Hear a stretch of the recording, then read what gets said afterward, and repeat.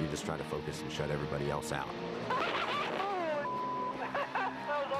We want to win races, and we want to put ourselves in position to win the championship. 3 in a row. It's a ching, baby. Everybody turns up the wick. Everybody's got to figure out how to be on top of their game. Hell yeah.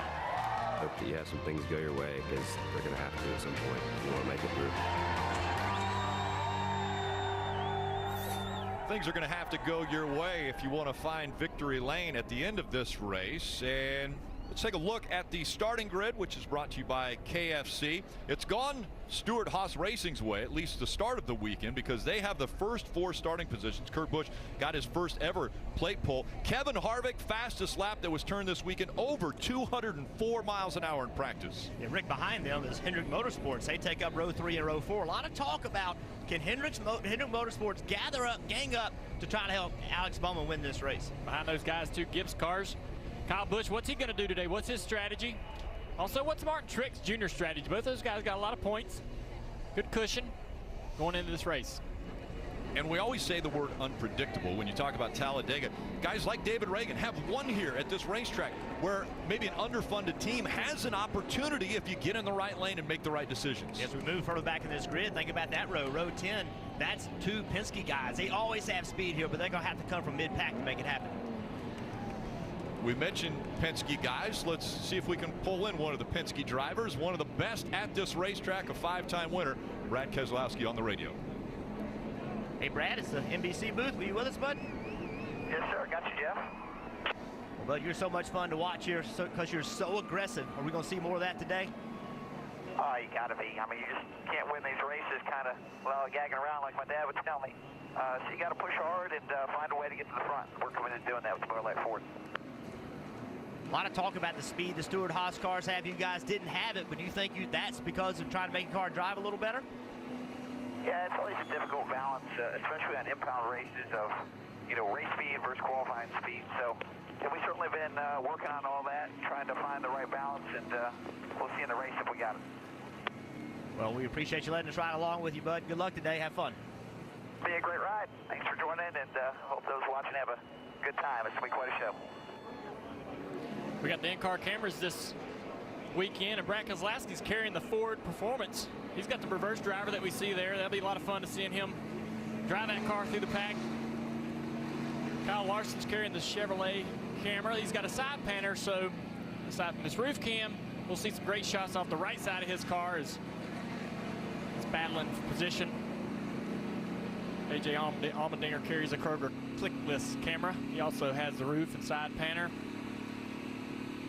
Joey Logano in the Coca-Cola cam with the reverse driver, just like his teammate Brad Keselowski.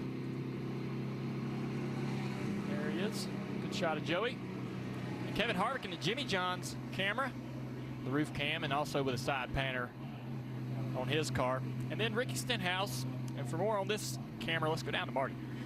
Hey guys, inside the Ricky Stenhouse Jr. car, you see the Thanks Mikey stickers. Those are for our director, Mike Wells. Today marks a big day for us at NBC Sports because it's the end of an era with Mike Wells doing his final NASCAR race. There you see him in our TV truck, live from the TV truck. For 37 years, no one has directed more motorsports television than Mike Wells. His first NASCAR race, 1981 at Rockingham Speedway.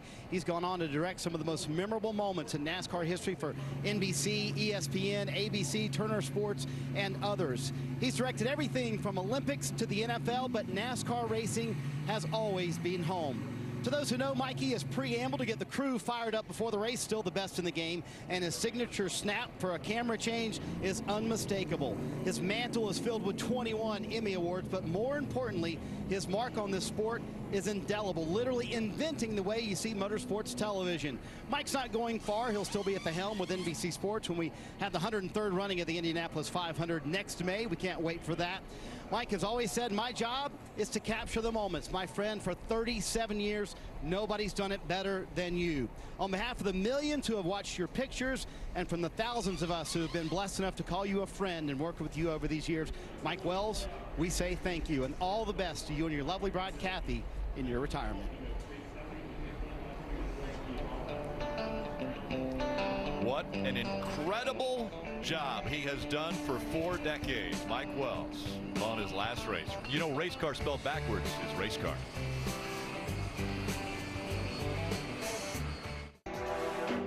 You have to find another gear. How do we get a little bit more? How do we get to that next step? You got to put it all on the line. You got to be more everywhere. The focus and the spotlight is right on you. And you know it, you feel it. It's so easy to get caught up in somebody else's mess. There's so many wild cards.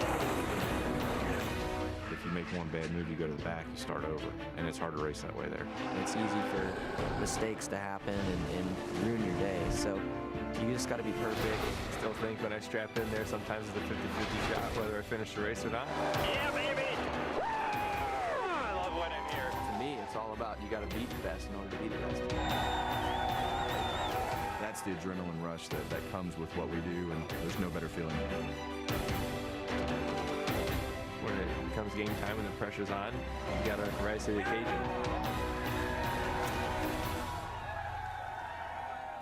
Anticipating the green flag here in just a few moments. Before that flies, let's go to Steve Letard, who's at the patio of the Peacock pit box. Yeah, Rick, my home today will be down here at the end of pit road exit on the Peacock pit box. It's going to be a great view.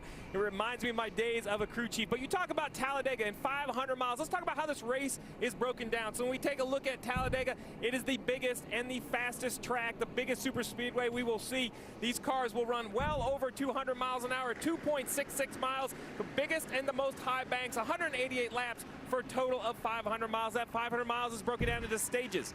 Stage 1 and Stage 2, both 55 laps, so a little bit shorter stages, but the third and final stage is well over that, 78 laps, a fuel window 45 to 48 laps. We talk about 500 miles, but think of this, guys. The closing laps of this race, 25 times.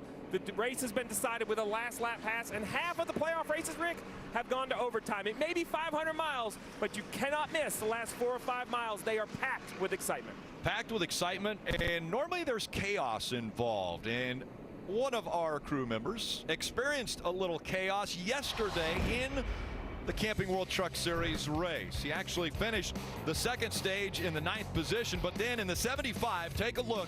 This is Parker Kligerman, gets caught up in the incident.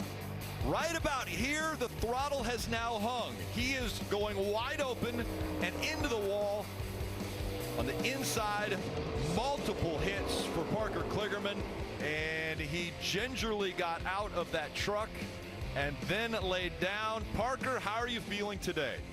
Well, it hurts to watch that again, Rick. That's really tough to see, and those were some of the hardest hits I've ever had in my entire career. And you know, we say all the time that this racetrack is a game of chance, right? Well, there's always a chance you're going to be a part of that big one. As you saw there, I had nothing to do with the initial wreck, but there was nowhere for me to go, and then I was a passenger having some of the hardest hits and actually got the pedals moved about 6 inches inside that car to hit my ankles, my knees. Thankfully, I wasn't that injured, just some bruises down here and a couple cuts, and able to walk away from it. But you know what? I was talking to Jimmy Johnson on the driver's stand before driver intros, and he turned to me and asked me about it, and I said all the things that happened. He said, oh, thanks for reminding me of the dangers that occur at this place and how fast these cars are going and some of the things that can happen. Parker, we're just thankful that you're all right and back here, I guess, at work on pit road. And guys, what's it like?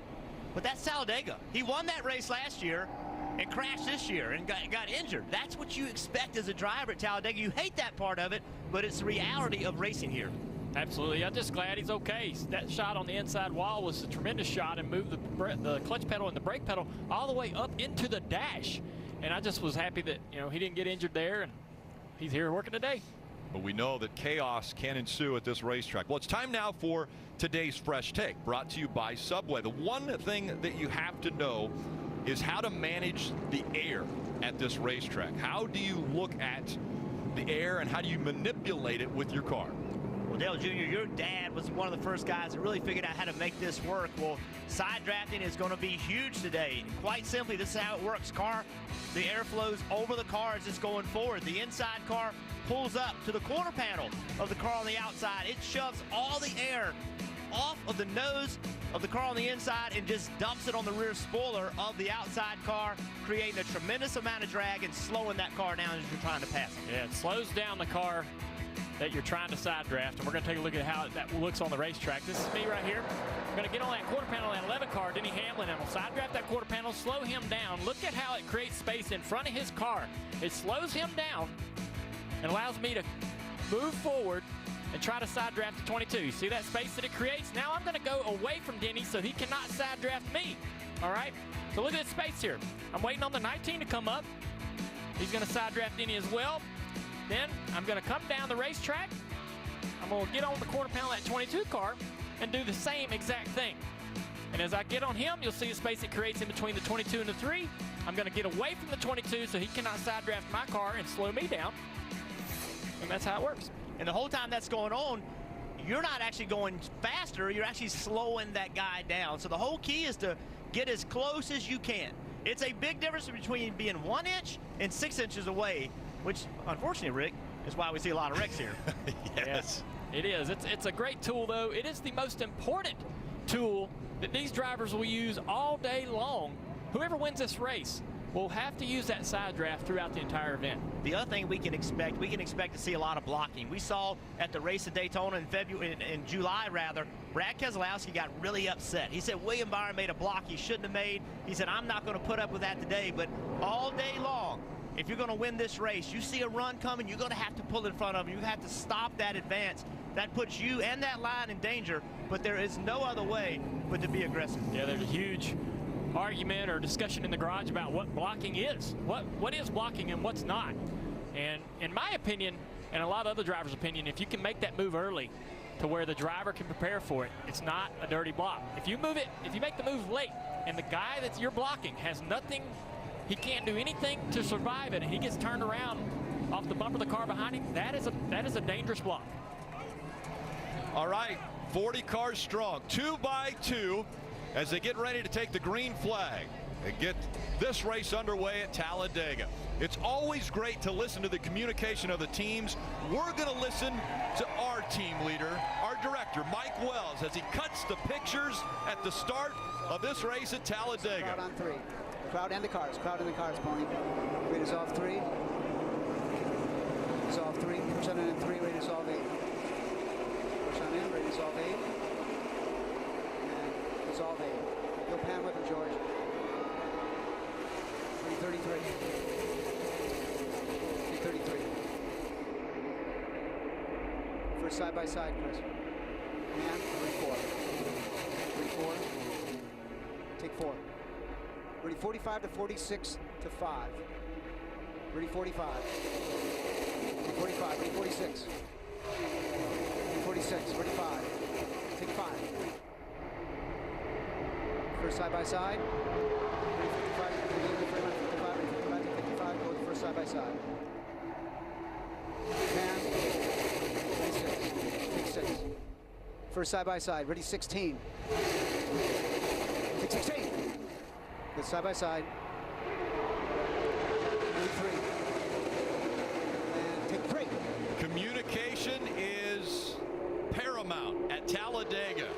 We saw a lot of communication on that restart, that first initial start with the Stewart-Haas teams all working together to get in line on the front. You see them. They're pulling away, Jeff. Yeah, that line is, you see 4 Stewart-Haas cars, but when they did that, what also happened was it put 4 Hendrick cars in line as well. There's Jimmy Johnson trying to get to the back of William Byron in that yellow 24 car. Here comes Jimmy Johnson with some help from Chase Elliott. 208 miles an hour we just saw out of Jimmy Johnson's car, and problems for David Reagan. No power on the 38. Huge disappointment for that team. David Reagan's a really good plate racer, going really slow down the back straightaway. This is a place where they could put themselves in contention and win, have trouble early in the race, devastating.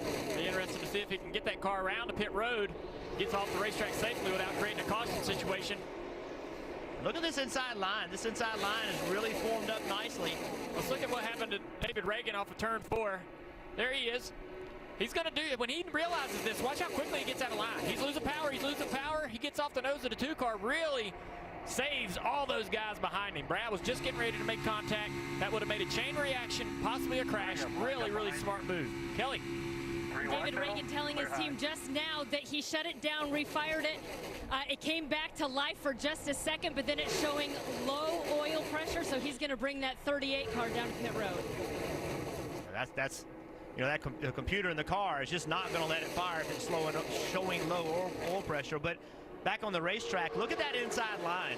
They've driven away. They've got formed up nicely. Now they're driving away side by side behind them with Kyle Busch and Denny Hamlin. They're going to need to get this sorted out. Really, really surprised, Junior, this early in the race that the front of the pack has been so organized and so disciplined to get them single file. Yeah, two guys side by side will slow each other down, and that creates that gap to the cars up front in single file. And 18's going to break through. He's going to get a push to break through away from his teammate. Then he's going to actually fall back. Wow, the 78 it clears well, but he gets that push. He's back on the quarter panel of 78 there. 33 cars were over 200 miles per hour on that last lap, Marty. And Rick, there's going to be a lot of different agendas in the field today. Martin Truex Jr., one of the big three that we've talked about all year long. With all those extra bonus points, they may ride today. You see them right now in the 10th position, but if they get shuffled to the back, they'll likely stay there. Cole Pern telling me, I think that's the wiser move. A lot of aggressive people up front. I don't want to be in that mix. I'm confident in the bonus points we have going to Kansas next week. Yeah, Marty, I think right now the 78 is evaluated. Right now it's calm. No big deal. Right here, single file in front. Nobody's gotten crazy. See Kyle Busch trying to jump up on the outside of Alex Bowman, trying to get that outside lane working. Martin Truex Jr., he's not afraid to go with it and try to get it working. He's going to give that 18 a big push, and the 43 of Bubba Wallace gets out of line on the high side there. You see that. Jumping on the outside of Martin Truex Jr., though, is Denny Hamlin, putting Martin in the middle, 3 wide. That's going to break up this outside line. Denny's got a great run in the back of his teammate. Yeah, Denny moved all the way to the back of the 18. I thought that wasn't a good move for Denny, but he did a good job. Now, Kyle Busch has got to find a way to get backed up to the 11, to get them lined up, to get some momentum on the outside lane. That shuffling around has brought them back a few cars. They were up beside Alex Bowman a lap ago, and see it's brought them back a couple positions. They need to stay in line when Denny gets that run. He needs to try to push the guy in front of him and try to make that line work. See Kyle Busch, he jumped to the bottom. He's being very aggressive. Yeah, then immediately got a run and then jumped on the outside of the 2 car, knowing that Denny Hamlin would go with him. Marty. We'll go to Marty. Hey guys, you see Brad Keselowski, Joey Logano, and also Ryan Blaney have hooked up together. I think the rest of the field would love to break them up, but Team Penske loves to work together here. Jeff, they made an interesting decision before qualifying yesterday. They went with a package they feel like will handle better. They gave up speed to do that, but Burton, on an 85-degree day at Talladega, you got to handle and give up a little bit of speed. Interesting move by Daniel Suarez to pull up in front of his teammate, Kyle Busch, and get out of line. Trying to get help from all his teammates here, all 4 Toyotas together. Parker. Well, guys, I've got my eye there on the 11 of Denny Hamlin, because when he got done with practice yesterday, he made a comment that he felt like he could suck up and push cars better than ever. So I believe right now when he's getting the 18, I've been looking to see if he's able to break that bubble like he does right there and actually get into the back of the 18. That could be really impressive come later, Steve.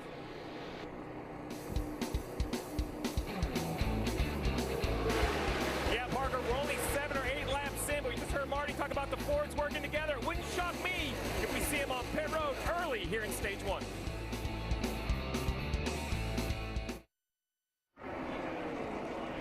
Jeffrey Earnhardt just coming off of the racetrack, and that will bring the caution out at Talladega for the first time. No, didn't hit anything. He's got, it looks like a right rear tire down. Yeah, he's got a left rear tire flat, I think.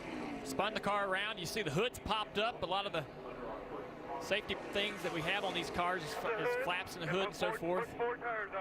Puts a lot of pressure under that hood when that car spins around, and it'll pull that hood up. Yeah, it's knocked the flaps out of the hood as well. Yep. But you can run without those, because if they're not there, the flaps aren't there, it's not a safety problem. If they he might have 4 flat tires. Steve. Well, Rick, the interesting thing is I was starting to hear some noise on the scanner that some of these Ford drivers were talking about coming to pit road already. Well, I think this yellow might actually throw a wrench in their plan. They would have much rather pitted under green, re-entered the racetrack as a group, maybe 8 or 10 Fords. Now I expect every car in the field to come to pit road. Pit road is going to be busy, and we need to watch for gas only, 2 tires in and out of these pit blocks. Dale Jr., Burton, you know how important it is to protect those fenders on these early pit stops.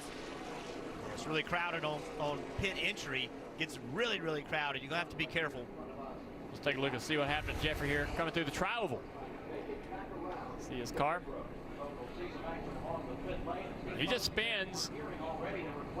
It's hard to tell from that point if he did have a flat tire or not, but we have seen guys spin out in that tri-oval. If the cars aren't handling well, which we've heard all the drivers talk about, that is where it's going to be the worst in that flatter tri-oval. Marty. And guys, like Steve was talking about, there actually has been in the last few restrictor plate races and again this morning an all-in crew chief meeting among the Ford teams. And yes, Steve, you were right. They were planning on coming on lap 13, but everybody's going to come down pit road. So throwing a little bit of a wrench into the Ford plan, but everybody's going to come down pit road right here. And with 44 laps to go till the end of the stage, Steve told us earlier that everyone can make it on fuel then. They've got about 45 laps that they can go on a tank of fuel. And you see the crew members getting ready. Now it becomes that team sport that everyone talks about. The guys that have to go over the wall and have a perfect stop to make sure you get back out on track in the position you came in. And you need a great stop because all these teams, they've found a way to work together. If somebody has a bad stop, it will immediately separate them. Got to watch for speeding. 12 speeding penalties here in April. You want to stay under the speed limit. Dave. Clint Boyer comes in second. He's going to take just a little more time here because he wants a chassis adjustment. For some reason, the 14 car a little bit loose at the start of this run. Marty? For Eric Almirola, just hitting his pit stall. Going to be no tires here. He said it finishes the corner really well. A little too free on entry. His teammate Kurt Busch already gone. A wedge adjustment. His car was too tight. Brad Keselowski said to him, it looked like the majority of the field had the race cars that were way too tight, Rick. Almost everyone, no tires, so fuel only stops for almost everyone as they raced off of pit row. That was brought to you by Kroger Click List.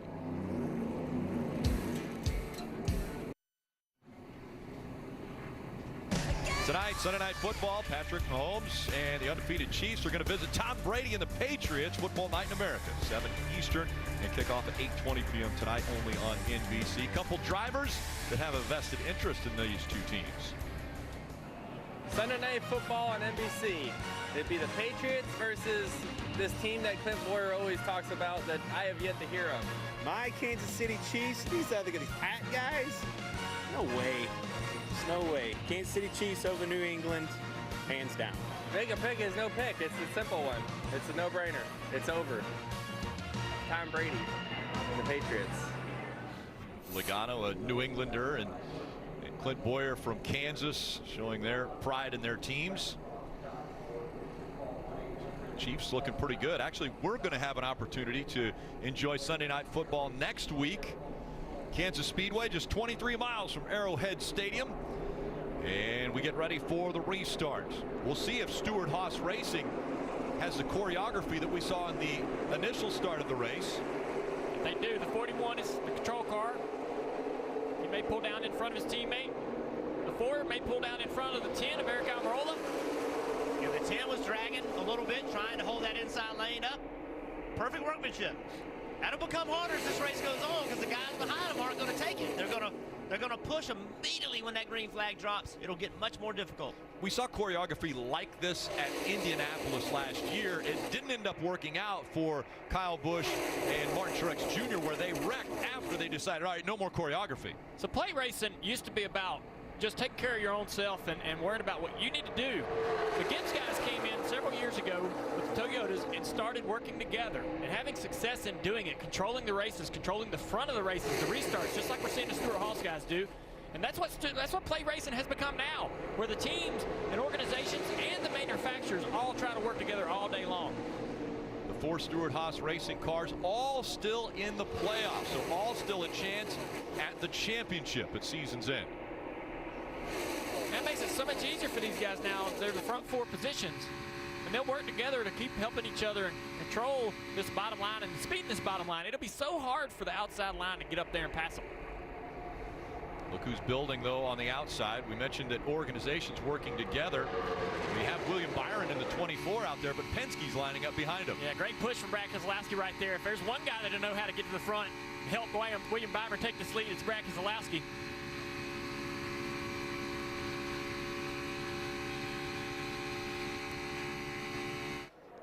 And look at this. Falling back, it looks like the 21 of Paul Menard. And Paul Menard has an issue coming out of 4. Heard him just say something was broke. He's running 16th. He was in the middle of the pack. Drove into turn 3. See right there in the outside lane. Fortunately, he was in the outside lane. Right there, you see it bottoming out. Look how low the bottom of the car, the back of the car is. These guys come to pit road. Sometimes they take rounds out of the car to get the back even lower after it goes through tech. Well, if they made those adjustments to that car, and he doesn't like it, Kelly. Hey, Junior, another car to keep your eye on is the 88 of Alex Bowman. It was a busy time there on pit road, and it looked like the 88 may have made some contact, leaving his pit box there with the 32 of Matt DiBenedetto.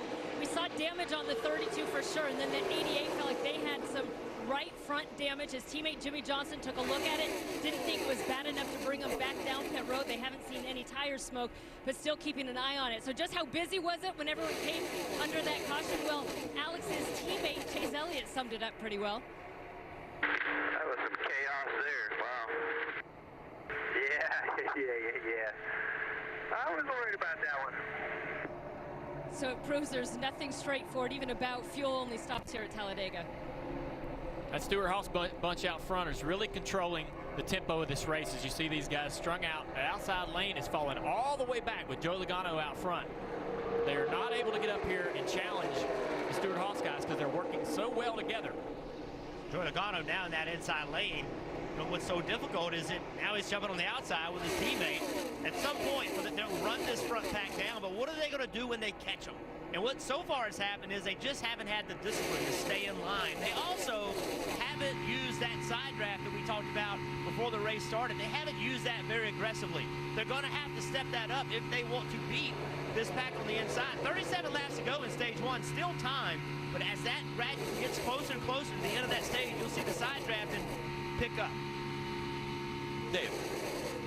You guys see the 22 of Logano now pulling ahead of the group just a little bit. They did make a chassis adjustment on that pit stop, tried to free the 22 car up just a little bit, try to get some of that straight line and drivability speed that they may not have had in qualifying. Remember, he started outside the top 10, Marty. Dave, you see Joey Logano looking in the mirror. Who was he looking for? That white car right behind him that just gave him a shot. His teammate Brad Keselowski, the Team Penske cars trying to hook up together. And one interesting thing that Brad noticed towards the end of that run, remember that was only 11 green flag laps. If it stays green, everybody can make it to the end of the stage. He said everybody else starting to get tight. We are just starting to get good in that 2 car. So Jeff, they made that decision to go for handling. We'll see if that pays off towards the end of this run.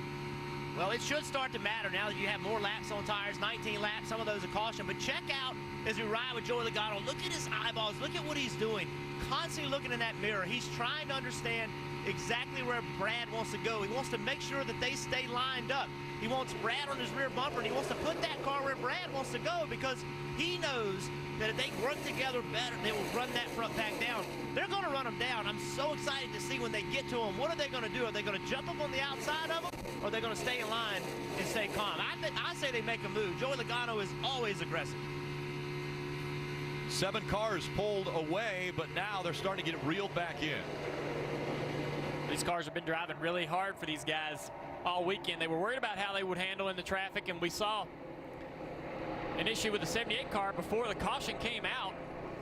Let's take a look at what happened to Truex, and he's running by himself here. So there's smart Truex, and look, he's behind 2 cars, Suarez and Denny Hamlin, and watch closely off of turn 2. It's tight and loses the back. Had to chase the car all the way to the fence to stay out of trouble there. Almost spun out, running by himself. 10 laps into the race. That's how difficult these cars are to drive. Well, 7 cars have now been caught. There's Martin Truex Jr. moving out 3 wide.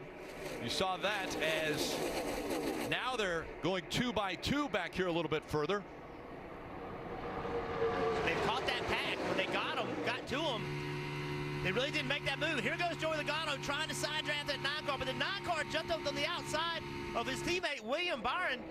Let's see what the 22 does. He's going to move to the bottom and run that 9 car out of the line. No, he's not. Now he's going with him. See, Joey Logano has that option because he knows he has 2 teammates behind him. He knows wherever he goes, those guys are going to go with him.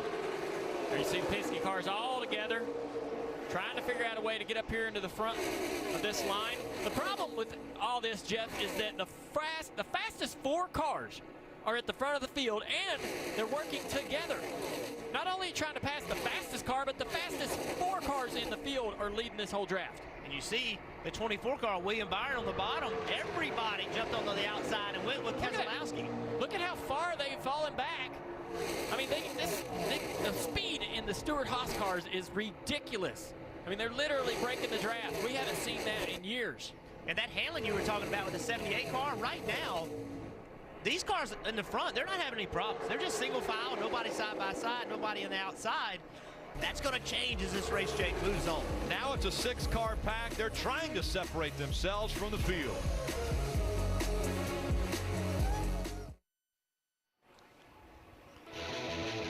NASCAR on NBC is brought to you by Mountain Dew. Do the do. Credit One Bank, the official credit card of NASCAR. And by Subway Restaurants. Out front, the Monster Energy car. Monster Energy Cup Series racing from Talladega Superspeedway. Kurt Busch continuing to lead, and like the Pied Piper, he has pulled away from the pack. I want to take a look at some Outback curbside takeaways from Talladega. As this pack continues to move away, we mentioned Ford. By the way, Stewart-Haas Racing is Ford. They have won the last 6 races at Talladega. 11 first-time winners have found victory lane at Talladega, and Stewart-Haas drivers, we mentioned how they swept the top 4 qualifying positions, and they're taking advantage of that. You can see as we're riding along, Kyle Busch is having trouble with his car handling. Joey Logano driving underneath him. You could hear Joey Logano lifting, keeping from running to the back of the 18 car. So again, that's single file that Kyle Busch is having trouble with handling with his car. When it gets double wide and it gets crazy aggressive, how difficult are these cars going to be to drive? I can't believe that he was having such a hard time getting off of that corner. I saw him go wide off turn 4 the lap before, but didn't know if that was just a move of him trying to create some energy from the cars behind him. But he's really having trouble trying to keep that car on the bottom. He's going to lose this draft right here and fall all the way back to these other guys. We talked about it at the top of the show. Look at the Penske cars. Where are they? They've ran up toward the front of the pack, and we're late into a run. All these guys have old tires on. They went with handling over speed, and it seems to be paying off as they closed in on the Stewart-Haas team. Well, they're taking away from that lead pack, and as we mentioned in takeaways, Outback curbside. You know, if Kevin Harvick places in the top 10 today, you get a free Bloomin' Onion with purchase on Bloomin' Monday. And Kevin Harvick still running up there in the top 4.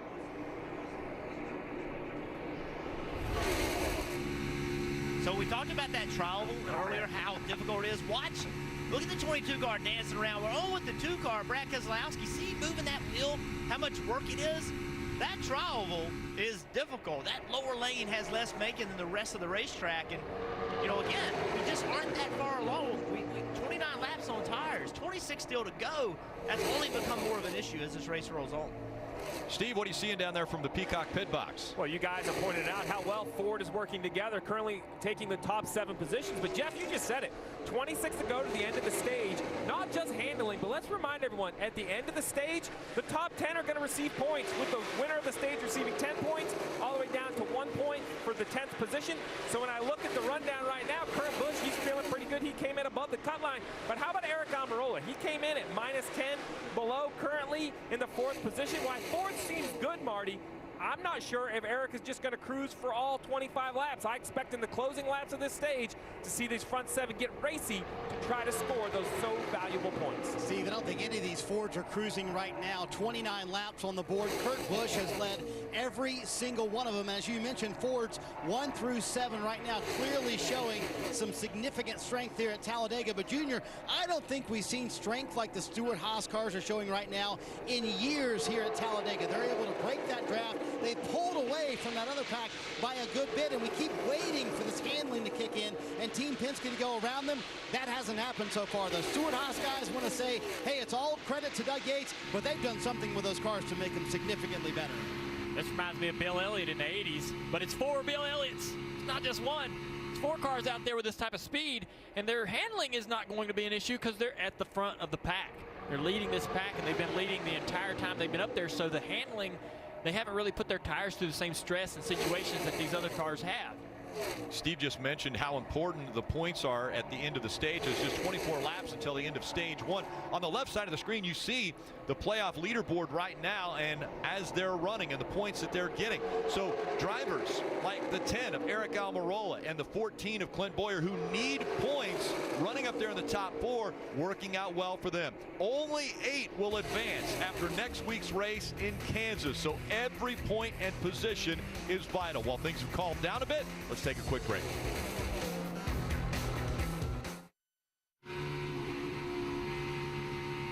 NASCAR Drive is your live race day companion. You never miss a lap with NASCAR Drive. Visit NASCAR.com/drive or download the NASCAR mobile app today. NASCAR Monster Energy Cup Series racing from Talladega Superspeedway, the 1000bulbs.com 500. And David Reagan has the 1000bulbs.com 500 on the hood of his car today. I tell you what, guys, I know this front pack looks pretty organized and pretty simple, but Dale Jr., I'm seeing some moments. I've seen the 9 move up a lane or 2 looking for air right there. Joey Logano just jumps out of line. Every time we're on board, they're out of the gas. I mean, with 19 to go, it does sound like handling is becoming an issue, even single file. Yeah, listen right here. Listen to the throttle. He's losing the nose, getting tight right there. But even in front of him, look at the leader. He's not on the bottom of the racetrack. I don't think he's being able to hold the bottom like he really wants to as well. They get a big run down the straightaway. They're struggling in the center of the corner and on corner exit of both turn 4 and turn 2. They're straddling that line. We talked about the apron in the travel being flatter, or the bottom groove in the travel being flatter, so they straddle that line for safety and security. Lifting right there. Lifting right there. You can't hold it. Look, he's chasing the car up the racetrack. He can't hold the car low. That's how bad those cars are starting to handle. And he has friends behind him. He has teammates behind him, not really taking advantage of that situation. But that playing with each other nicely is going to go away. At some point, you know, you're going to get in a situation where Brad Keselowski's going to take that spot if you can't run on the bottom. But right now, it's 18 to go before the stage end. They just trying to get there first. Kelly. And Chase Elliott at the back of that pack there up front, observing all of this. He just told his spotter, man, there are some bad handling race cars ahead of me. He's pretty happy with his 9 car as it is. It started a little loose, got a little bit tighter, though, as the run has gone on. And he said, I could pass a bunch of these guys. The problem is he doesn't have any help to get there. Well, and we were seeing with the shots as we're showing Chase Elliott, he's at the back of this front pack. So right now, there are 8 cars that have separated themselves. Look how far they are in front of the second pack. They have pulled away, and that organization has made them look almost invincible out here today. And why are we talking about handling so much? Well, it's because we went to this new no ride height rule. In the back of the cars are way down, getting the spoiler out of the air, and it's made these cars incredibly loose and tight in certain situations. And so handling used to not really be that big of a problem here. But you see today that it's extremely tough for these guys, and they're all running single file. Wait till later in the race when they have to run side by side and guys are on their doors taking that side force away. It is going to be hectic. I do not envy that at all, where these guys are going to be in this third stage or trying to race for these stage points or so forth at the end of each of these stages. And it's only 16 laps until the end of stage 1. And again, every point matters. The people that finish in the top 10, they're going to be getting stage points. Kelly. You guys talk about the handling of these race cars. Well, for Alex Bowman in the 88 car, he's running 11th right now, but he's saying he can't run wide open. He's just too tight on the exit. This one not about points for them. They feel like they are in a must-win situation this week or next, Marty. Hey guys, for Brad Keselowski, there might be a problem. He said we have a vibration. That was a couple of laps ago. Then came on the radio last lap and said, I think the vibration might be a loose wheel. Paul Wolfe reassuring him, I know the wheels were torqued before the race. This was not, obviously they haven't pitted yet, but now they're telling him, I know they were torqued, but I'm telling you, this vibration's getting worse. Get ready for me to come down pit road. Well, you see his hand right there out the window. It looks to me like he's waving. This tells me he's letting the 12 car behind him know he can't hold on to it anymore. He might be coming to pit road. I know what Paul was saying. Hey, we came to pit road, but we only took fuel. We didn't change tires. I know they were tight before the race, but Brad Keselowski obviously feels something. He takes a hard left-hand turn right here, comes to pit road. You hear him. Nobody out back. get the brakes set. He does a nice job coming to pit road. Guys, doesn't look like he locks up any tires. He 4 tires for the 2, but he definitely won't be scoring points at the end of stage 1. 5-time winner Brad Keselowski has to bring it to pit road. Unscheduled pit stop, Marty. And Rick, certainly one of the favorites coming into the race. Everything goes clean here. They should be able to stay out, but certainly going to put them off sequence when the stage does end here for Brad Keselowski. Going to be 4 Goodyear tires. He said, I'm free on entry, tight, dead middle of the center. I don't know how to mix those two things. You see the pack running around out there. Hopefully they can stay on the lead lap. It's not going to happen though, Steve. 14 laps to go here in the stage. What's this done to the leaders? You see with Brad Keselowski moved away and got out of that pack, it's broke this pack in half. Yeah, it broke him completely up. Now Joey Logano is probably not going to be able to run this front pack down. Keselowski's going to go a lap down for sure.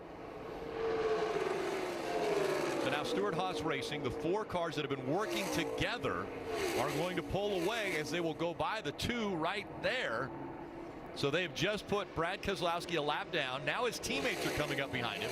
Yeah, they're going so fast, Brad won't be able to keep up with this pack. He's going to have to hope the next pack catches him and doesn't pass him to try to stay the first car 1 lap down. The tough part about this for Joey is he's having to exit off of turn 2 high because he cannot keep his car against the apron. You can't look at him. He has to drive his car up the racetrack to get the car to turn on corner exit. Is this a situation where Ryan Blaney should jump in front of that 22 and maybe he leads? If they did that, they would for sure lose this top 4. He's actually, he's actually catching him a little bit. I didn't think he could do it, but they have not driven away like I thought they would. Going to cross the line right here, and Joey Logano was the fastest car that time, so he is able to stay with them, and maybe he will run him back down. It is 6 Fords and a Chevrolet playing out front at Talladega. Well, NASCAR fans are building the ultimate Chevy, Ford, and Toyota truck, and today only you can get 10 extra chances to drive off in one. Go to NASCAR.com/playoffs promo and use promo code SUPERSPEED to enter now and unlock your extra entries. That's promo code SUPERSPEED. Marty? Hey, Rick, after further diagnosis, it was indeed a loose left rear wheel for Brad Keselowski. I think the thing the team is questioning now, they pulled that wheel off. You can see where all those lug nuts put a mark on the wheels. But, Steve, the question is, how did it come loose? Number one, if they were torqued before the race. And number two, why did it only happen on lap 41 in the race? They were able to go that long without discovering the loose wheel. That's what worries Paul Wolf and this race team. Yeah, that is a concern. Without a doubt, very simply, if a tire comes loose, something had to be wrong on installation. Either it wasn't torqued correctly, or what Paul Wolf was concerned about, there are some other bolts and apparatus holding the wheel spacers and things in the rear suspension on. If one of those is backed out, they could actually create a loose wheel. We're going to have to really keep an eye on Brad Keselowski to see if this is a reoccurring issue. I really expect to see this 2-car take a little extra time, Parker, on this pit stop at the end of the stage to inspect that left rear corner, make sure they have no issues moving forward.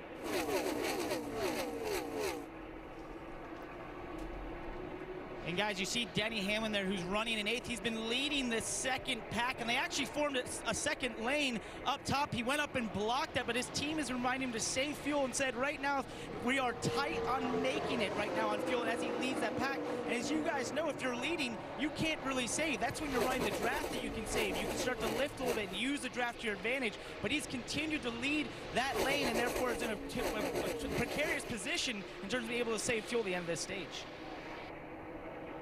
So we're riding along right now. This is Denny Hamlin leading this 3rd group.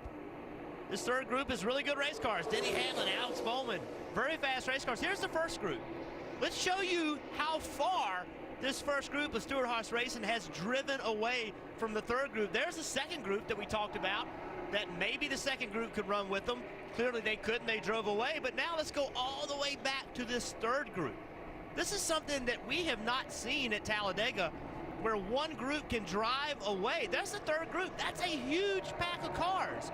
You would think this group could, with this many cars in them, could run the fastest lap time. They're not even close to the same speed that Kurt Busch and that front pack are. Stewart-Haas Racing has brought some amazing speed this weekend. Only 5 laps to go, and I think the question has to be asked, will Kurt Busch win stage 1? Because we have seen Stewart-Haas Racing, they know that every single point is very important. Kevin Harvick proved it to us at Chicago earlier when he raced Kurt Busch to win the stage because you get a playoff point. That's also that's something to talk about. Will Kevin Harvick try to win this stage to get the playoff point? But what will they do with the 14 and the 10 who need the points to be able to advance into the next round? Will they allow them to shuffle toward the front and one of those guys finish first or another one finish second to get maximum points in this round? The one thing I've seen too is that 41 car of Kurt Busch. He's not always run the bottom off the corner. He's having handling issues. If he loses it far enough, the 14 will fill that gap. But let's go back to that 10 car. Eric, I'm rolling fourth. Let's listen to what he's talking about with points. I know it's premature, but maybe get with the 4 and see when it comes down to it. That point will mean a lot for us. And so he's trying to work with his teammates to say, hey man, will you give me that 1 point? Allow me right now, he's 2 out. That'll bring him to 1, minus 1 point below the bubble. That'll be incredible. And we've seen it coming down into these rounds, how 1 point can make the biggest difference. It just depends on whether, you know, these guys will work together that much. Also, who's handling well and who can make the move at the end if they need to make the move. Steve. Well, we're looking at ways you could try to break up these Stewart-Haas Fords, and one way would be to pit before the end of the stage. It would have to happen in this lap right here, but you guys just showed the lead these 4 cars have gained over the rest of the field. That reason and that reason alone takes that strategy away. If you come to pit road, even for gas only, you're going to lose a lap. So these Stewart-Haas cars completely controlling the tempo.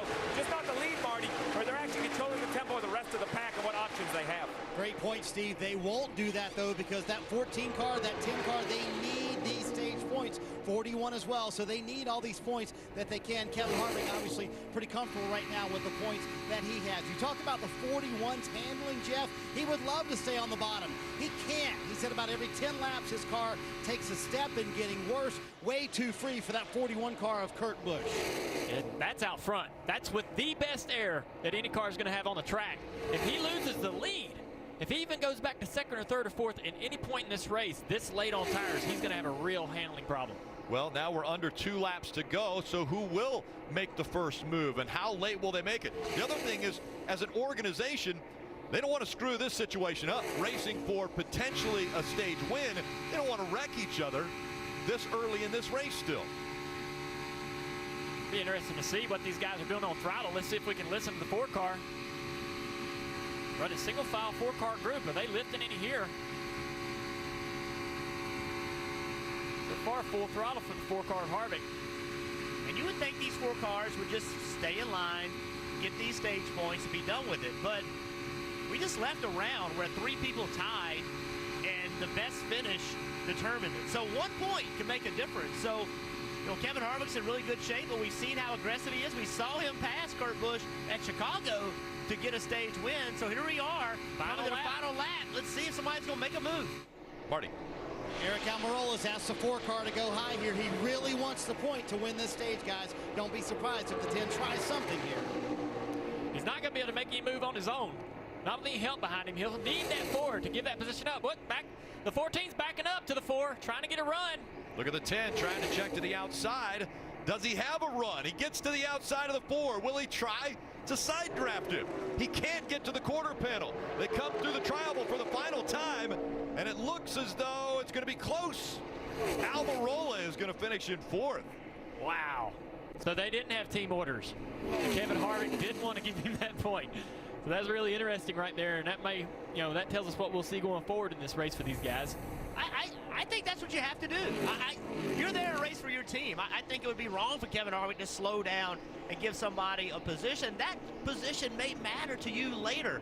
You got to get every point, every opportunity you can. We've seen them organize at the start and restart where they get in line. Well, Kurt Busch won the pole, and now he's stage 1 winner.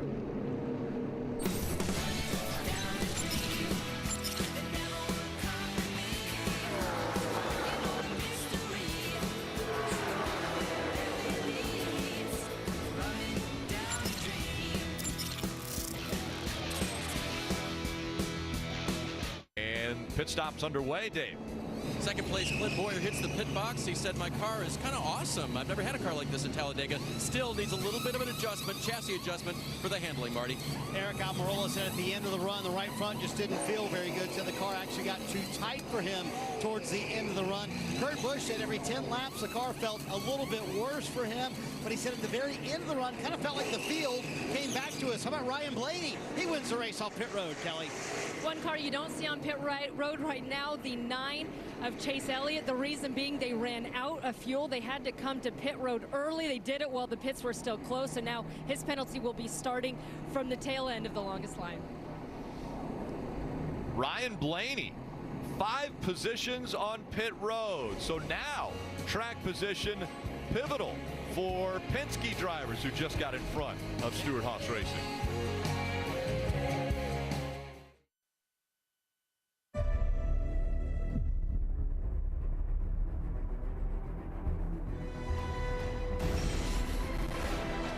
It's all about making the most out of a moment, most out of an opportunity. You've got to put it all on the line. You've got to rise to the occasion. When all the pressure's on you, you either make it happen or you don't. It is all on the line. Next week in Kansas, 12 drivers will be whittled down to 8. And who will advance to the round of 8? Well, we'll find out at the Hollywood Casino 400. You don't want to miss all of the action that's going to take place in an elimination race. Visit NASCAR.com/tickets to purchase your tickets to that race today. Let's go back to the Peacock pit box. Steve Letarte and DJ. Yeah, thanks, Rick. I got DJ. You've been watching the race from up here as well. Well, you know how to run here. 2-time winner at Talladega. Of all your times down here, have you seen something as dominating what Stewart-Haas has done so far? No, I don't think that I have to put that together. But right before the race started, I saw Doug Yates down here in the 41. I said, wow, you've got it together here. He said, you know, we've done our job. We've got the good race cars. But we use the word bizarre here a lot about things that happened. But that was bizarre to see the way that played out. But to see a team that dominant, it's going to be tough for these other teams. Well, if I'm the crew chief for Ryan Blaney, if I'm Jeremy Bullins, I'm excited. My pit crew has broken those Stewart-Haas cars up on pit road. But as a driver, as you come to that restart, is that in the forefront of your mind? Are you thinking I need to do whatever I can to keep these cars split up? Absolutely, 100% right now. Let's see what we know what they can do lined up. Let's see what they can do with somebody right beside them on their quarter panel and not all working together. I think that's their one chance to see exactly what can happen and how this may play out throughout the afternoon. I think what we saw there in that first stage is not going to be what we see the rest of this race. Well, I agree, and we got a lot of racing left, and then right after the race, we'll have Kyle, DJ, and Krista from right here. We're going to break down the race, so it should be exciting, Dave.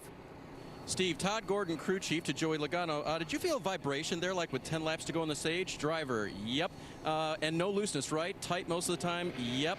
Well, the result is what came off of the car, the right front unwinding, that wear situation that you get when that right front is, or the front of the car is not working and the car is not turning well. Severe wear there, and apparently, Parker, they're passing it on to their teammates. Exactly, Dave. They did. They told the 12 of Ryan Blaney that had happened to 22, and then told Ryan that he had a little bit of cording just on the inside of the right front, but Ryan was really loose on the entry and the exit of the corner, so his crew chief Jerry Bowen said, hey, that might be a good thing here in this run.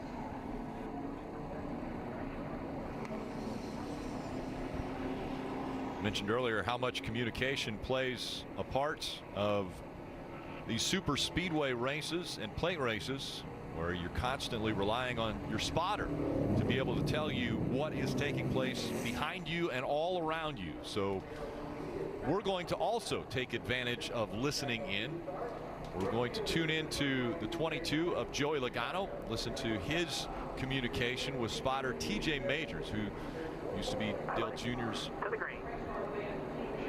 And here comes the field as they're approaching the Geico restart zone. 10 from the bottom. 5 away. Ready. Green, green, green, green, green, green. Rolling good, rolling good. The 12 cleared him already, but he can't come down. There's nothing in front of that 4. He'll be clear out front. You get there, help him. Submittal there a little bit. That 11's all over that 41 there. Keep working them doors here so we can get a hole here. We're not going to get much help on that bottom lane. Still the 10 lined up out back with you, lined up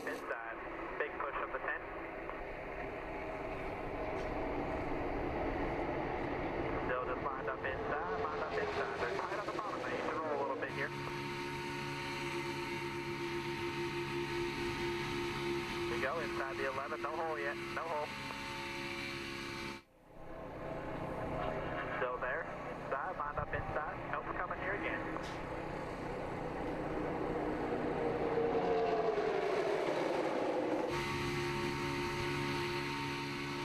There you go, 10's coming to you, here he comes.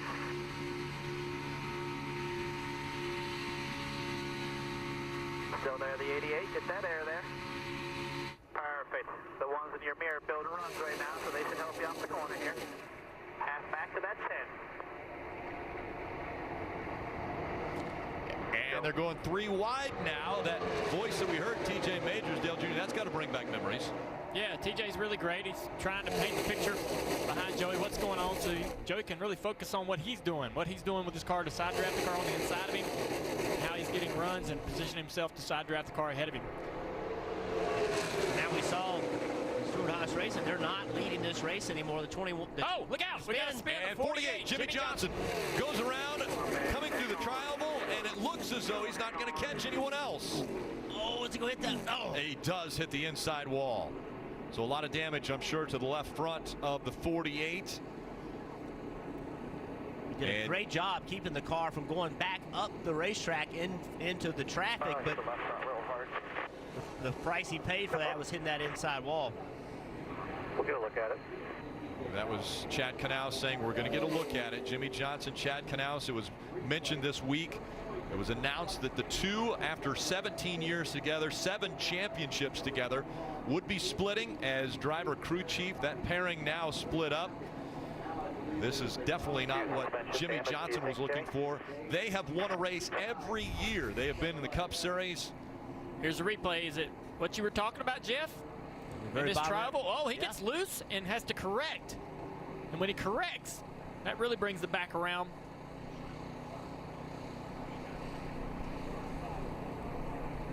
You mentioned what an amazing job of staying out of getting back on the racing line. You see his car start to go up the racetrack. He just couldn't turn it because he was too loose and had to turn it to stay off the 10 of Eric Almirola and just spun out. Something we have seen with this 48 team before, where the car gets so loose and just can't hang on to it. So why is that tri-oval so tricky?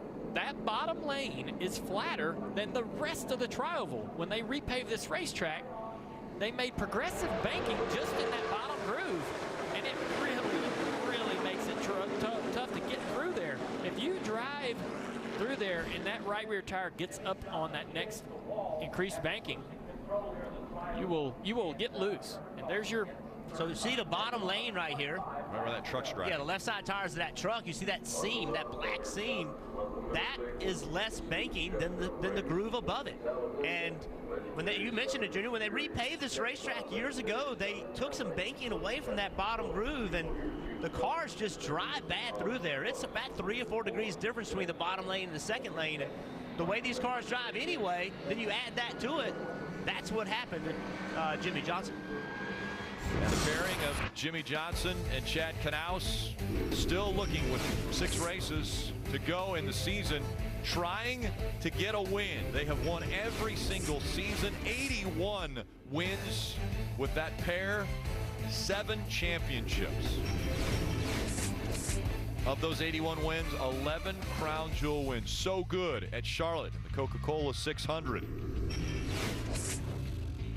And of course, tying Richard Petty and Dale Earnhardt for the most championships ever in NASCAR at 7. And now the car has made its way onto pit road, and they're looking at the damage on that left side. Let's go. Let's get the tire on it. Muscle up. So this caution period, everybody else looks like they're coming down pit road. Parker. Guys, Ryan Blaney's led 6 laps, just a little bit loose on entry. He was told stop, shorten the box. I believe this will just be fuel only, unless they go out there. Yeah, it's gonna be fuel only, Dave. Same for Clint Boyer. He was told don't slide him. That means we're only taking Sunoco fuel, Marty. Watch Shane Papala at the left front of the 4 car. He is normally the front tire changer. He's there to signal Kevin Harvick when to go. Rodney Childers told him it wouldn't be long, and it wasn't. And that 4 car wins the race off pit road. Obviously fuel only for everybody here on pit road. And we saw Clint Boyer have to surge ahead to avoid any kind of contact there. So Harvick, Boyer, Kurt Busch, Almirola, those 4 once again winning the race off of pit road. This is the 48 of Jimmy Johnson coming through the tri-oval, gets loose, corrects, gets into the inside wall, and maybe his chances of a win at Talladega going away.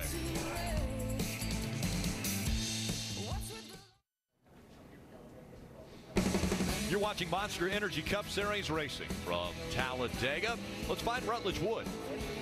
Rick, I'm down here on pit road, but I'm actually above pit road on one of the camera stands, and I've got an incredible view. I'm watching all the photographers down here catch so many different pit stops, and as I realize I'm standing here in line with all these different crew chiefs. Steve Letarte, I'm wondering right now, way down there at the end of pit road, you having any like crew chief flashbacks, or you getting any anxiety right now watching all this happen? Oh, the anxiety meter is pegged because of these dominant SHR cars. As a crew chief, I'm trying to figure out what can I do to give my driver an advantage, whether it's track position or better tires, or in this situation, I'm concerned about fuel. We saw Chase Elliott run out in the first stage trying to go 43 laps.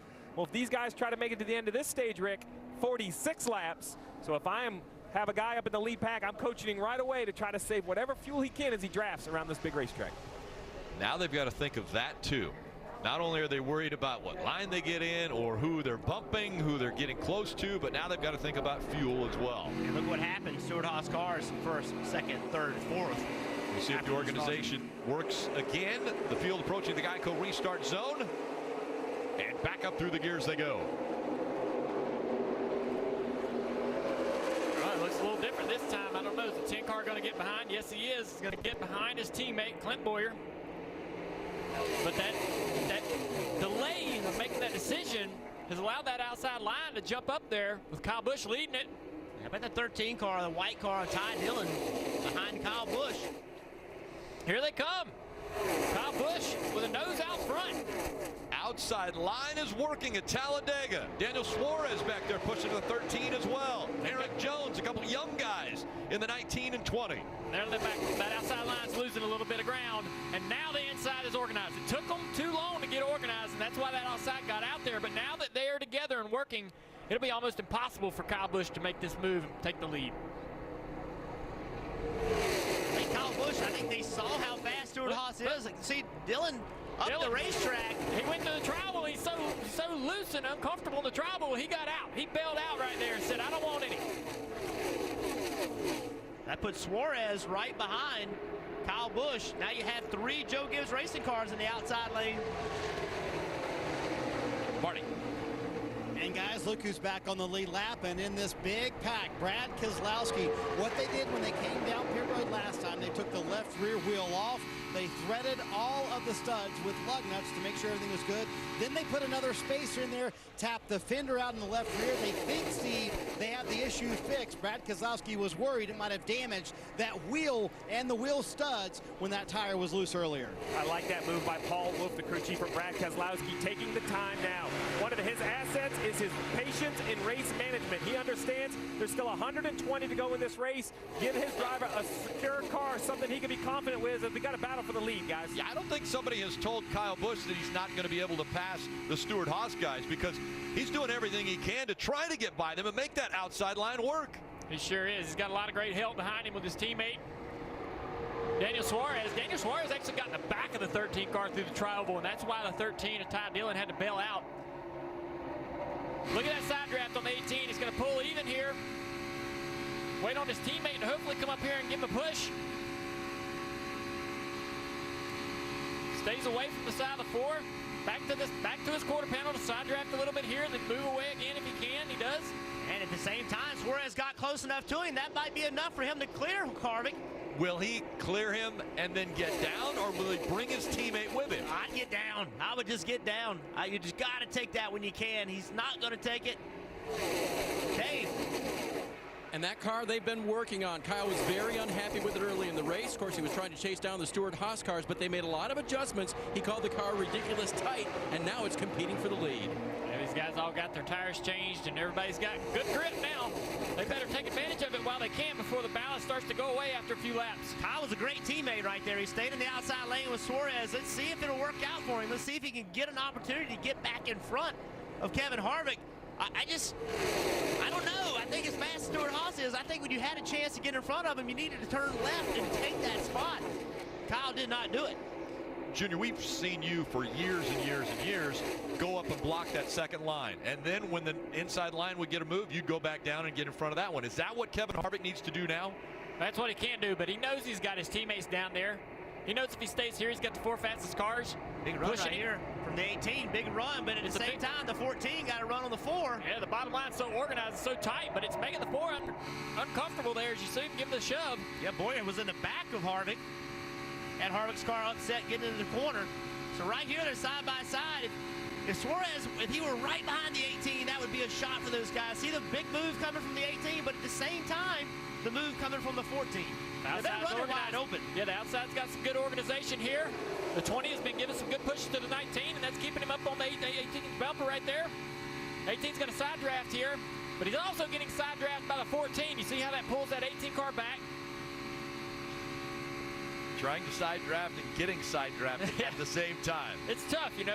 That's why you kind of move away and get back to the quarter panel, move away. All right, we're going to listen in to Tim Fedewa, who's the spotter for Kevin Harvick. You're still clear. Clear by 1 to the 14. That outside lane's starting to get a little bit unorganized. Come back. Still clear, 14's not. It's a big gap to the 19 car here. 18 by himself pretty much. Here comes 19, big run.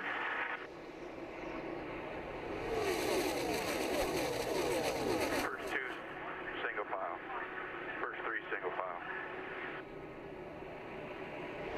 That outside line starting to lose it. Keep doing what you're doing. Double check your switches. First 3, single file.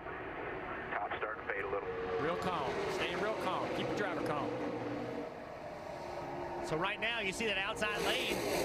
Tim Fedewa told Harvick the top lane starting to fade. Well, right now, Kyle Busch has to be second-guessing his decision not to move in front of Kevin Harvick to get that lead.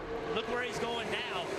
He lost a lot of ground. Now he's going to the back. So I understand trying to take care of your teammate, but man, you got to be selfish. You get that spot to take the lead, you just got to take it. And he's staying way out. Yeah, he's decided to go. Yeah, he's decided to go to the back of the pack for some reason. Try to think about what he can do later in the race to put himself in position to do that again, Jeff, and I'm sure he'll make a different choice. Definitely would have made that choice to pull down in front of Harvick. It was stage 3 here. Opportunity to go for trophies. Now the inside line all lined up, back with Stewart Haas all out front. Will anybody behind them be able to put up a challenge to break these guys up? Keselowski in the outside lane. We just got a report from Marty about them coming in and fixing their wheel studs, make sure they didn't have a problem later on. He's out there kind of by himself. Trevor Bayne with him, but only 2 cars. Hanging in there pretty good. And that, if handling comes into play, it's got to be coming into play now. That makes that outside line a little better out there by yourself because he's able to run wide open. Where that inside lane, they're having to lift off that throttle just a little bit. Yeah, we're far enough into this run on these tires that I believe that handling is becoming an issue. That's why you've seen the pack sort of dissolve into a single file line on the inside. Dave. Let's update you on what's going on with Kyle Larson, this recent radio transmission. What are we doing? We complain about the car being slow and then we go to the outside by ourselves. I'm not driving it. So that was crew chief and spotter talking about what Kyle is doing with the car. Right now you see him running pretty much by himself, leading that pack, running in the 11th position. Thought he had brake issues earlier, but still not the speed that he's been looking for. Remember, a driver who started outside the cut line trying to get his way in before the last race of the round next week at Kansas. And Dave, let's see who's on the move while we are talking about Kyle Larson, brought to you by Chevrolet. Kyle Larson, remember, a very poor starting position for Kyle Larson has made up 29 spots since the start of the race. Currently running in the 11th position, as mentioned, started 40th. Yeah, you always wonder what they're talking about on that other channel, where they're talking about you and the moves you're making. Whether they're good, they're bad. When race is over, man, I'm with you. No, I used to say it right over the radio. I would just tell the driver direct. Get it out there. Well, Kevin Harvick now leading at Talladega. Boyer, Almirola, Kurt Busch, all teammates running in single file behind him. And then the pack of drivers that are fighting for positions 5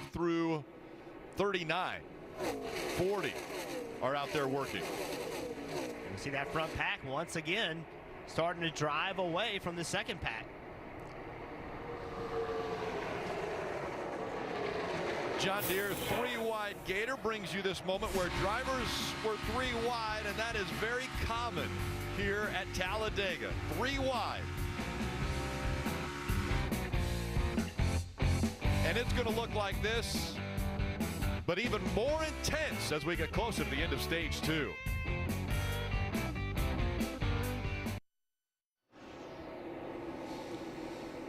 NASCAR Monster Energy Cup Series 1000bulbs.com 500 from Talladega Super Speedway underway as 30 laps to go in the second stage. And I want to take a look at today's Toyota driver update. I mentioned who's fighting for that 5th spot. Well, right now Denny Hamlin has it.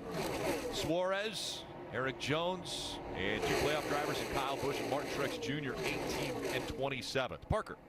And Rick, I found it interesting when watching Denny Hamlin over the last couple laps, because a couple laps ago when Kyle Busch and Daniel Suarez, both his teammates, were trying to take the lead, he was behind them. Then he saw an opening on the bottom. He took it and got behind those Stewart-Haas Racing 4s to stay up front. Those 2 teammates went to the back, and he has stayed up there right now, just struggling a little bit of a tight condition inside that 11 car, Dave. Parker, we saw Kyle Busch go from battling for the lead back to 21st right now, and his complaint is a very technical handling thing, but it's pretty easy to see. Right underneath the front bumper, the splitter is that duckbill portion that needs to be right on the racetrack, almost scraping it. He said we've got to be on the splitter. They'll try to adjust for that next time down. Marty? Dave, we told you Martin Truex Jr. might ride in the back today. Well, he's doing that in 25th right now, but he's not doing it because he wants to. The handling of the car has been way off on the 78 all day long. He said the front end's been very darty, meaning it just wants to move around. They have taken Packer out of the right front, trying to get that splitter down twice on the 78. He said it's driving crazy. Colburn told me I would love to be plus 20 above the cut line. That would make me comfortable going to Kansas. Right now, the 78 is 1 below the cut line, and what a story that would be next week with an elimination race. You see those points on the left side if one of the big 3 went to Kansas below the cut line, guys. And Marty, that's the point. I know he's back here because his strategy is to stay out of the mix, but he's still running in the 25th position. An accident, he can easily be outside the top 25. That could be 5, 10, even 15 more points he would be giving up. You see who he's racing against: the 10 of Eric Almirola up front, the 41 of Kurt Busch, the 14 of Clint Boyer, all up inside the top 8. That 78 car had such a dominant regular season, so many playoff points. Could he leave here below the cut line? It would make Kansas perhaps a must-win. But think about this. He won at Kansas there last year, so maybe he feels good about heading back there this year. Yes, Steve, he won 2 of the last 3 races at Kansas, so maybe that comfort is there, although this situation that he's in right now, I mean, Martin Truex Jr. has never won at a plate race, but running 25th cannot be an ideal situation for that team and driver. Well, the position doesn't concern me as much as the way the car handles. He's going to need to get that car more comfortable to be able to run side by side, 3 wide, whatever needs to happen, to be able to try to win the race at the end and make the moves he needs to make. The other thing I'm watching right here that's going to be interesting to me is Kurt Busch running in 4th place. And as these tires age and the balance gets worse on these cars, it's the first time that he's been in traffic. He ran that first whole stage leading, and he talked about his car out front, how uncomfortable it was. How's he going to be able to handle his car as we get further and further into the stage? I've seen him move around, run a little higher at times, wondering whether that's him or the car. One car behind this group. Look at this 2 car. Brad Keselowski, we talked about him earlier. He has found a way by himself on the outside to work himself to be the leader of that second group now. Remember, they worked on that car, came in, fixed the problem they had, and he has a fast race car. He's done most of this work by himself without any help, now leading this second pack. Let's see if he can run that first pack down. I think this is the first time we've had a really good car leading this second pack. Well, just a little while ago, Alex Bowman on the back straightaway. Remember that yellow line rule. You cannot put your left side tires below the yellow line. They can be on it. You cannot put them below the yellow line. If you put them below that yellow line to advance position, NASCAR is going to black flag you. Now remember, you also can get pushed below there, and that guy can get penalized if he pushes you. Kelly. Alex Bowman knew he was below the level line, so he said he gave the position back. Now, he's a guy that did not come in here with any points to rely on. They know that they've got to win either this race or the next one. The good news is that this 88 team feels like they have the race car capable of winning. What Alex needs to do a little bit differently here today versus years past, he told me, is he's just got to be more aggressive. In years past, he's been trying to help other teammates advance throughout the playoffs. Today, he's hoping he can get some help from them. But this 88 car right now running inside the top 10, but Alex Bowman's going to have to figure out how to get up front.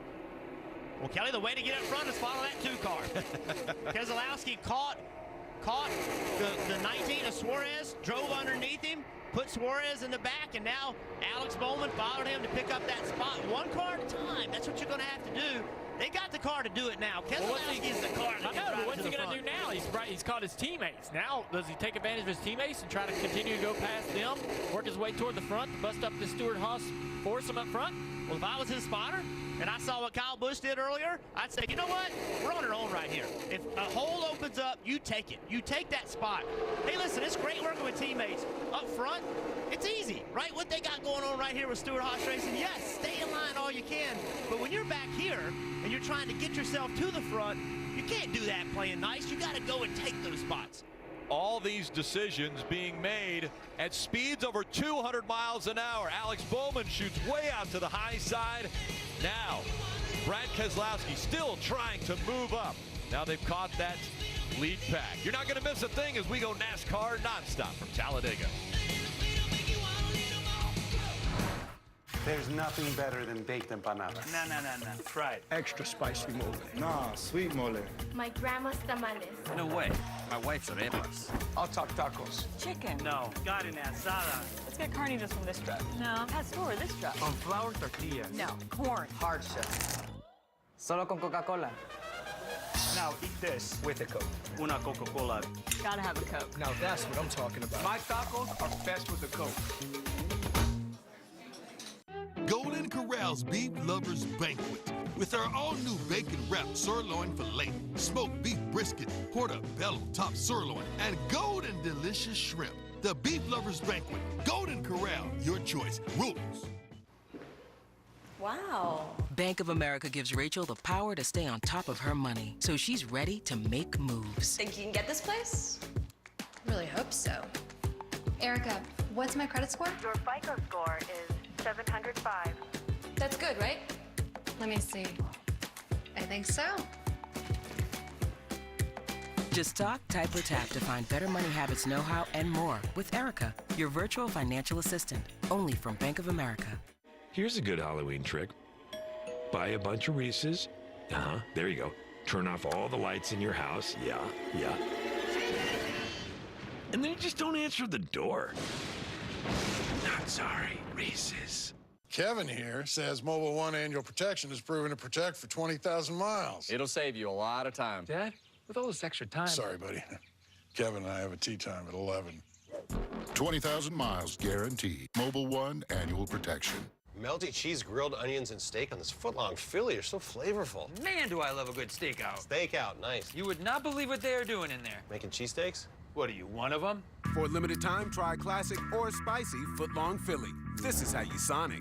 Okay, look, if you're not the lead dog, the scenery never changes. That's why this is the view for every other full-size pickup. And this year, it's deja vu all over again. Because only the Ford F-150 with its high-strength, military-grade aluminum alloy body gives you best-in-class torque, best-in-class payload, and you got it, baby, best-in-class towing.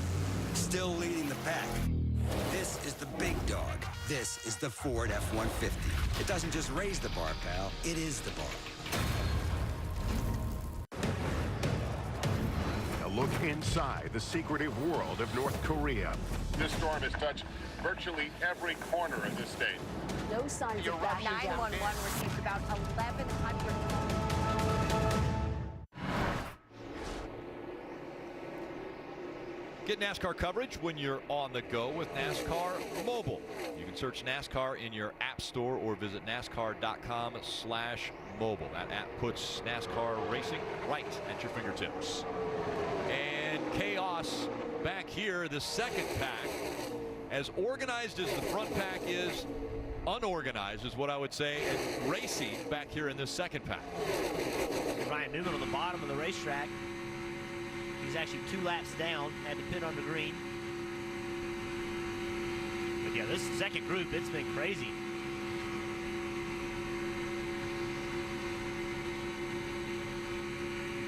Yeah, losing a lot of time to that front pack, but what do you do? I mean, you got to try to position yourself toward the front. It's getting later and later in this race, and you see opportunities to take passes, and all these guys don't think their cars are handling very well, and I think that's why they're all gravitating toward the top, maybe to get better handling. We saw that Brad Keselowski a little bit ago leading that second pack. Alex Bowman made a really aggressive move on the outside, got by Keselowski. That slowed him down, and then all these guys caught him and got by him as well. So now this front group, they've got to get single file. They've got to get single file and hope that they can run that front pack back down. They're going to have to run the bottom to do it. Running around that middle or top line is just going to take too much time. It's just adding additional feet to the lap. Again, these cars traveling at 200 miles an hour. Out front, Harvick, Boyer, Almirola, and Kurt Busch. The Stewart-Haas Racing team has stuck together. Now, maybe a little dissension back here. Oh, the first car out is Denny Hamlin. He looked. Yeah, but is handling causing that? Him chasing his car up the racetrack. We've seen it. This is late in the run, 17 to go on the stage. 5 laps on these tires. Guys going to be fading up off the bottom just because they're chasing the car up there. Second pack behind this group. They were quite a bit faster that lap. You can see it. They're catching them. They're running this first pack down. This is something we didn't see in the first stage. In the first stage, we did not see anybody be able to run that first pack down led by Stewart-Haas Racing. But right now, Daniel Suarez leading this group again ran the fastest lap. And not by a little bit, by a lot. He's got a lot of speed coming. Let's see if he can use that energy when he gets to that front pack to make a move. Alex Bowman, he's the last car in that pack. He's going to be watching his mirror, maybe try to block. Just 16 laps to go in stage 2. And is the second pack starting to form? Maybe get a little organization here and challenge the lead pack. Marty. Yeah, Brad Keselowski would love to get that second pack back up to the front pack. They said the 88 kind of drugged them back a little bit. You mentioned 16 laps to go here in this stage, Rick. And Steve, we saw Chase Elliott run out of fuel in the last stage. This is even longer of a run for these cars to make it to the end. But all the Stewart-Haas crew chiefs tell me they are good to make it to the end. That's impressive. If they can make this kind of power and save that kind of fuel, that's awesome. Yeah, that is awesome. That's a good feeling. But I think drivers can save fuel here. You just needed to tell them right at the beginning of this stage. I don't think you could save a lot every lap, but if you know ahead of time, you could save a little bit. But you want to be back in the pack, not where the 88 is right here leading the pack. He's going to be using more fuel than perhaps the 19 and the 18 behind him. Fuel an issue. Listen to the 14 on the radio talking fuel. Take care of fuel when you can, man. It is a lot harder to stay attached to the floor, though. Yeah, copy that, dude. You saw it off of turn 4, the 11 of Denny Hamlin getting up off the bottom. Joey Logano trying to get underneath him. He couldn't make the pass, couldn't get alongside. These guys are starting to struggle with the balance of their cars. See, Alex Bowman on the outside of Blaney.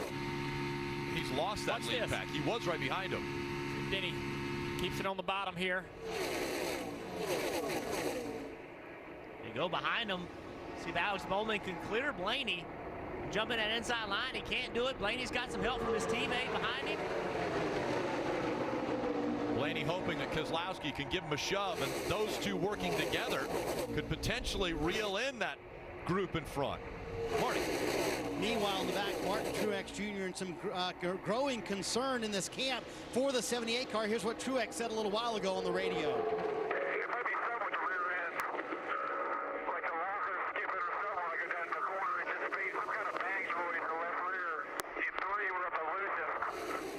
And he says that banging noise is getting worse every lap, and every time it happens, it's making the car jump sideways. Junior, I know you talked about it a moment ago. You're worried about where he's running in the field. I think they're worried this car may not be able to make it to the end of stage 2. They don't know what's going on. What's going on right now? This race for this second pack. Look at the 88 being aggressive. Trying to get in front of the 18 of Kyle Busch. Kyle had a great run right there. Behind Kyle is Kyle Larson, who was really, really slow in qualifying. We wondered about his ability to be competitive today, but he's raced his car up here into the top 10 or close to it. Eric Jones working the 20. funny as well, trying to get some people to help. These guys are going to have to start to get back in line, try to work their way back up to the back of the Logano car as they're losing a little time to this lead draft. Closing in on 11 laps to go from Talladega in this second stage. And it has been a Stewart-Haas dominated race. They won stage 1, looking to win stage 2. On board Kyle Larson, and these guys are at the top of the racetrack, and they are all real tight together, right on that 20 car, trying to give that car a little push, moving up and down the track to side draft. That's real hard to do when the balance on the car is real uncomfortable right now, is to drive down the track to get to the quarter panel of the car on the inside of you. Yeah, remember with 8 to go, even though the leaders have gotten out on these guys, this is still for position. This is, you know, you look at the 12 car, Blaney, he's in 7th place. That's stage points. Right. I mean, so he's going to race hard right here. It's not necessarily for the lead or the win, but it is to get those stage points. And these guys haven't lost a ton of time to that lead draft. So with Blaney jumping down in that inside line in front of the 18 car, that could create enough energy to drive them back to the back of the lead draft here. Look at that run the 42 gets up to the bumper, gives them a little shove.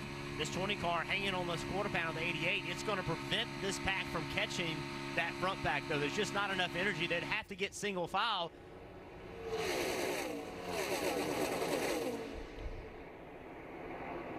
You'll see the side draft. Look at the side draft of 12 tries there. Oh, we got a spin down the back straightaway. Kyle Larson around.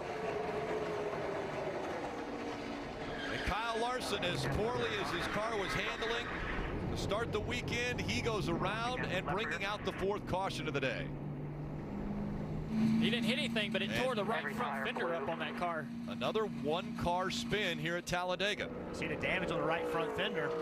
Yeah, just the air, it seemed like, blew the right front fender out of the car as the hood came up. Your right front's destroyed. As he was running, he was 34 points below the cutoff line for the playoffs. He's going to be a must-win situation when he goes to Kansas next week. Down the back straightaway, he's getting a run on the 20.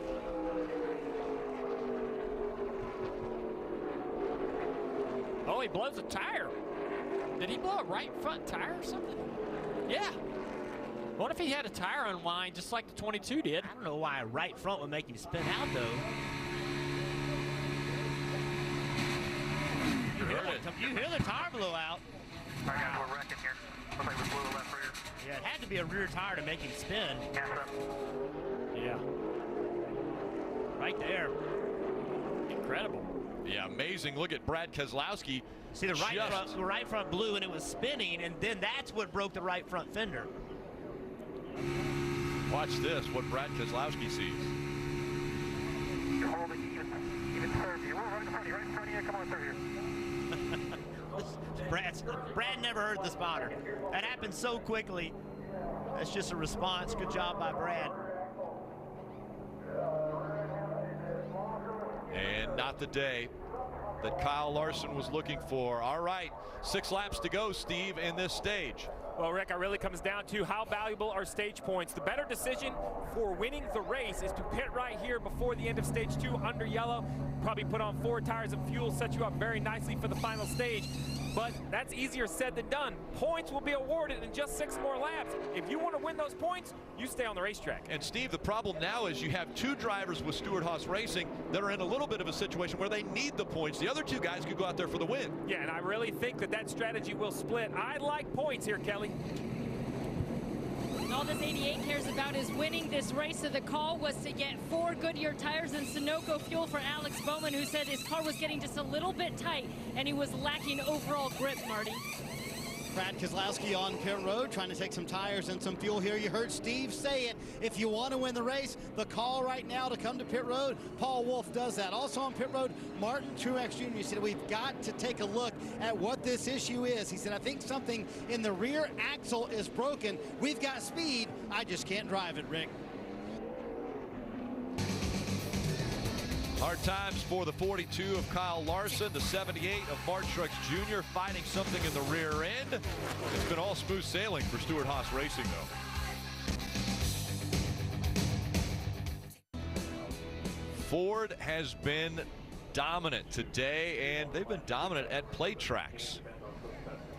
The restrictor plate racing has suited Doug Yates and the Ford engines and these Ford teams. They've won 8 of the last 10 plate races. 6 of them right here at Talladega. That's been all Penske that has taken care of those 6. The Ford drivers have led the most laps in the last 5 restrictor plate races, and 61% of the laps in the last 5 restrictor plate races have been led by Ford. All right, so if you're talking about the Fords, how good they've been on the speedway races. Well, that 2 car, the outside lane, he's the first car with tires. The top 11 stayed out. They did not pit. He's the first guy. Put on 4 tires. We keep talking about handling. We're going to have a 3-lap shootout. Let's see if these tires can drive him to the front, Steve. I love the call for Brad Keselowski. I don't understand Denny Hamlin in 5th, Eric Jones in 9th. Those cars are no longer in the playoffs. I really think this was an opportunity to come get tires that they passed up. Coming back to the restart, it will be a shootout. 3 laps.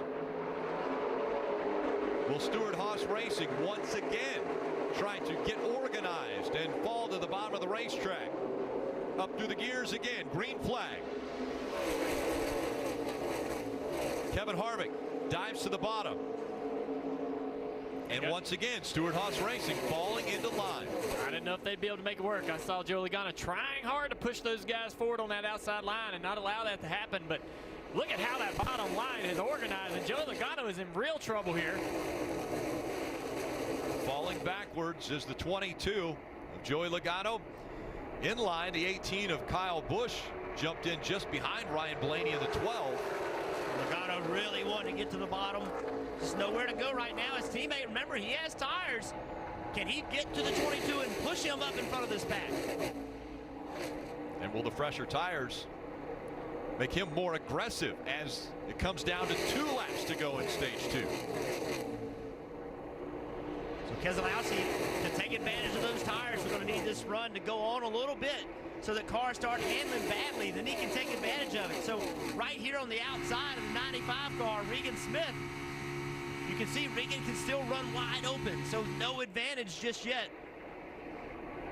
Marty. 2 to go, Rick. Quite a lot of talk on the 10 radio about trying to get that stage point once again. But, Jeff, the problem is he's the last car of those 4 Stewart-Haas cars up there. So he's got to pull out line and hope Denny Hamlin goes with him. 10 feet of what the spotter for Kevin Harvick said. Be prepared. If that 10 jumps out of the line, 11 might go with him. Every point matters, Marty. And once again, now it's a situation where Eric Almirola, he is even with the 78 of Martin Truex Jr.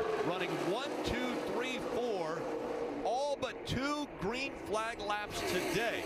The difference has been the 4 out front now. The 41 was out front for most of the laps earlier.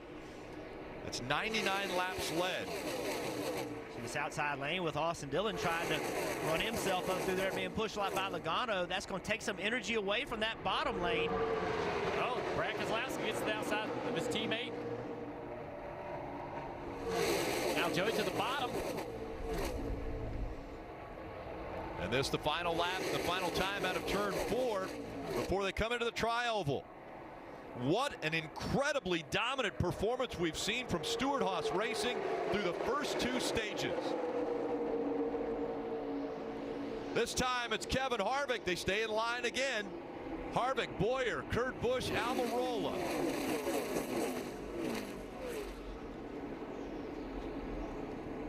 And the stage points get added. And Almirola now 2 points back from the cut line.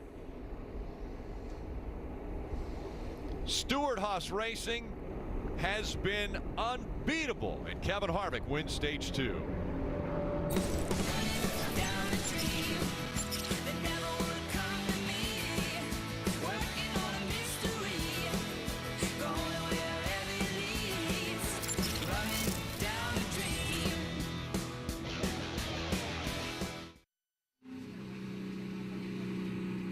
Make sure to join us at 5 o'clock on weekdays for NASCAR America. And a very special NASCAR America is coming up this Friday. It's the 1,000th episode of NASCAR America. Jimmy Johnson, Clint Boyer will be joining the group. And here comes the field onto pit road, led by the Stewart-Haas foursome. Dave. Clinton Boyer finishing second there, got an attaboy from his crew chief. We've done what we needed to do so far. 18 stage points, second in both stages. The 14 now really wants those fresh Goodyear tires because he thought he might have run over something, and a Phillips Sunoco fuel, Marty. Dave, pretty simple for Kevin Harvick and his race team. Said the car's handling good. He wants no changes to it except 4 fresh Goodyear tires. For his teammate Kurt Busch, his quote was, "The tightness follows for a quantity of laps," meaning about every 10 laps gets a little bit tighter in that 41 car. Up on the track bar and air pressure, Kelly. And the 88 of Alex Bowman also came to pit road. He thought he had a loose wheel, so they had to go off their strategy, come to pit road and take 4 fresh Goodyear tires. See the race off pit road. Suarez to Benedetto making up quite a few spots. Stewart-Haas Racing now split up.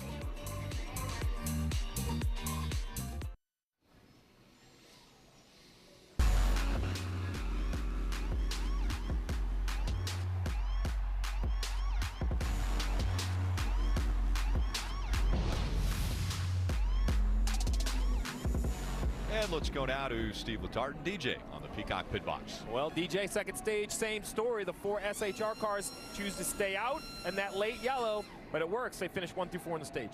Phenomenal. The preparation that they've done in these last couple of races as we got into the playoffs, just amazing. I don't think we've seen dominance like this from an organization, but you have to tip your hat to those guys. It is impressive, but the difference now, Brad Keselowski, he pitted and now stayed on the racetrack. He'll control the race, and my concern for the Stewart-Haas Racing cars is we've really yet to see them in traffic. So we take a look at how their car's set up, namely the 41 of Kurt Busch. You take a look at this car right here. We're going to talk about how the cars look aerodynamically. We'll look at that 41, how it kind of crabs down the straightaway. You can't see any of the rear spoiler, hiding it behind the greenhouse. We'll look at the 22 of Joey Logano. I can see some right rear spoiler that would help that car handle. Now that the SHR cars are outside the top 15, DJ, it's going to be interesting. Can they get through the pack? That's going to be the issue. Is does this handling come into effect for them? They've been great out front. What do they do now? I think they're fast enough and good enough that they'll work their way back there once again. It's up to some others to try to halt that progress getting back to the front. And Rick, we've heard handling issues already. Remember this final stage, the longest stage. We may see green flag pit stops, and if your car didn't drive good, it's going to be a long final stage for an ill-handling race car. Yeah, I think that's going to be the question right now is can the guys who have been dominant up front work their way through the pack? We haven't seen anyone be able to catch that front pack, but it has been led by Stewart-Haas Racing the whole time. This is an incredible event at Talladega. It is a must-come-to event. Talladega goes global in the fact that there are fans from all 50 states that come to enjoy this race, as well as 20 different countries represented at today's race, and those 20 different countries spanning 4 continents. And Rutledge, I believe, has some fans from outside the United States.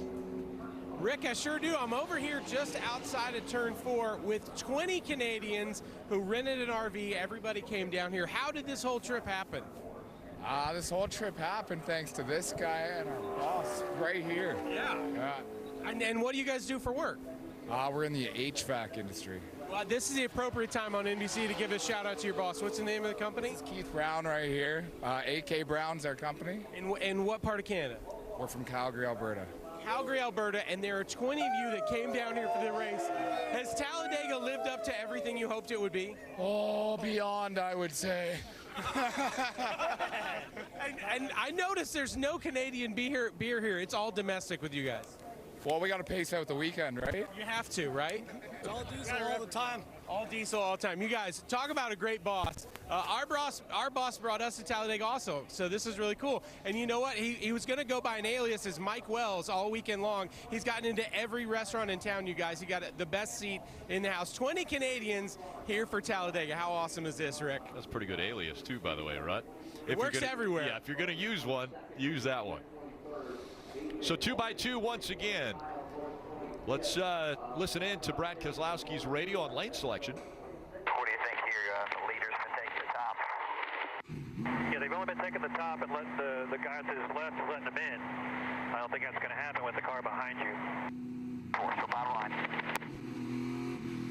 And so row 1 on the inside, Brad Keselowski is going to hug that double yellow line as he comes back up through the gears. William Byron will be to his outside. Jamie McMurray will be giving Brad Keselowski a little shove, and Bubba Wallace in the 43 behind William Byron.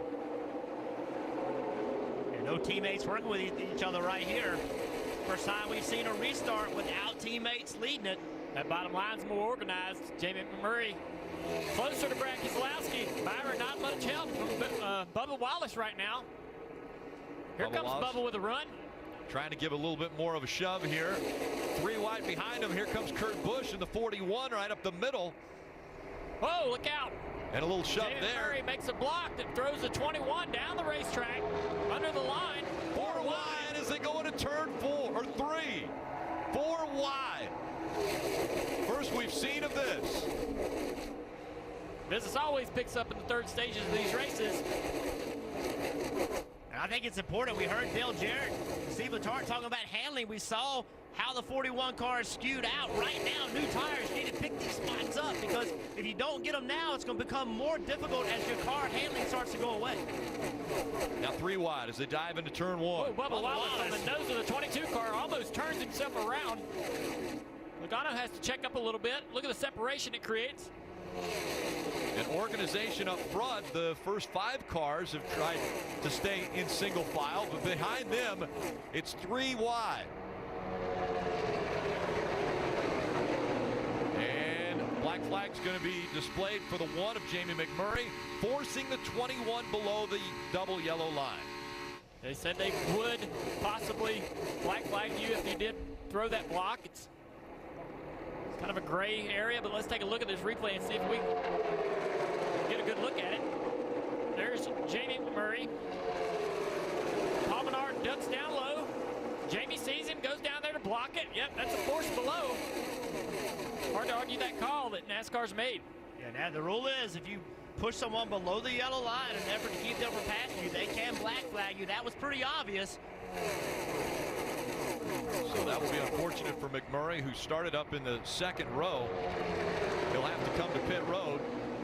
And still on the move, the 41 of Kurt Busch. He's out there by himself without any help. He's still hanging on to the outside of that 13 car. Ty Dillon. Alex Bowman, that 88 car behind him, trying to get to him. If he gets to him, that'll form up an outside line. He's there. Yeah, but just 2 cars is going to be tough, even the speed the 41 car has. We'll have to see if handling comes into play with these cars underneath him. That would be the only way this top lane would work, if those guys have to start lifting. Look at Keselowski away from the double yellow line. William Byron just behind him. Paul Menard has moved his way up to 3rd. Sir, gotta do a pass through. Hearing pass through for the 1 of Jamie McMurray. Now Joey Logano trying a big move on Ty Dillon. He's up on the outside. We got a slow car though up here. He cleared Ty Dillon, so now that's just going to put him 2 wide. Anybody in that 3rd groove's got to be wary of this slow car as they start to catch up to Michael McDowell. Here comes the 1 car to pit road, service penalty. It's a pass through. Just drive through your pits, don't have to stop. Hey guys, Chris Buescher did a nice job behind the 1 though. He saw his hand out the window down the backstretch. It can be very questionable pulling out in the middle of the pack. Jamie McMurray did a nice job, Kelly. Yeah, he's serving his penalty now, but not before pleading his case. Jamie's saying there's got to be some tolerance there. I was just trying not to wreck. I don't think I gained anything anyway, but of course the black flag was shown. He's serving his penalty now. Make his way back out on to the racetrack. Danny Hamlin lost this pass. Chris Buescher here. It's Eric Almirola, isn't it? Or Eric, no, yeah, Eric Almirola, my bad. 10.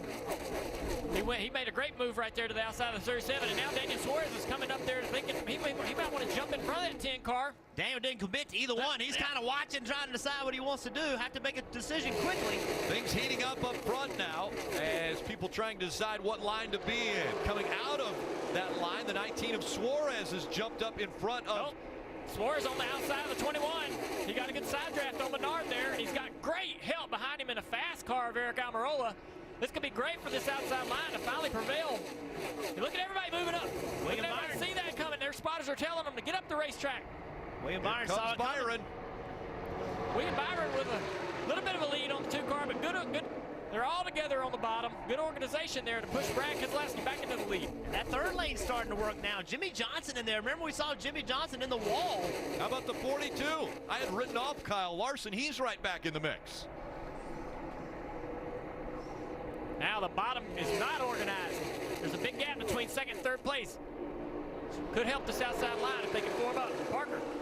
guys, that block by William Byron, very important. If you remember back to the Daytona July race when he threw a block in the lead on Keselowski and got wrecked, well, he looked at that and actually made a change inside that race car. They put a faster steering box inside that race car so he could make moves just like he did there to get in front of that top line and control the front. Keselowski controlling the front, as you just mentioned. I feel like that anything could happen any moment. These guys are really being aggressive right here, trying to get to this lead. They feel like they have the Stewart-Haas guys broken up. This is their opportunity to stake claim of this race. Suarez moving up on the outside of the 21 of Paul Menard. Suarez trying to give a shove to the 24 of William Byron. He's going to take the lead. Byron out front. Now Byron, if I'm him, I jump in front of that 2 when that 2 car comes. That bottom groove should come back to Byron. Tab Boyd, the spotter for young William Byron. How will that experience help this young driver stay in front of the pack at Talladega? Got to watch that outside line, but right now the bottom groove seems to be closer together. Cars are tighter together. Got a third lane for him on the outside. That's going to play havoc a little bit on that inside line or that middle groove. Yeah, 300 cars up there in that top lane. Jimmy Johnson's in there. He's a lap down, trying to stay the first car 1 lap down to get the wave around. Let's listen in to Tab Boyd spotting for. Perfect. Get ease back to the bottom. Spotting for Byron out front. Back to the bottom. Perfect. Bounce your way. Nice. Stay in with the 19. Don't let them slip to the outside. There you go. Good everywhere. That's perfect. Nice work. Good by 2 here. That's 2. Good at 1.5. Keselowski's coming quickly. Staying with the 2. Staying with the 2. Favor to the top. Stay with the 19. He's out there. Out there. Out there. He drove the 2 back. Got a big run. That's all right. Still out there. 19. The 19 has no help. The 2 is with you. He's going to boost you back. I thought Brad was getting tight there. You're clear. Clear. Clear. Stand with the 2. Stand with the 2. Stand with the 2. Staying with the. Man, I really thought Brad Keselowski was going to get into the quarter pound with the 19, but got out of the gas just a little bit as he's running up on the leader of William Byron. Something similar to what we saw Stenhouse do in the July Daytona race when he got into. How about this 20-year-old from Charlotte, William Byron, leading the field at Charlotte as we go NASCAR nonstop. Wow. Bank of America gives Rachel the power to stay on top of her money, so she's ready to make moves. Think you can get this place? Really hope so. Erica, what's my credit score? Your FICO score is 705. That's good, right? Let me see. I think so.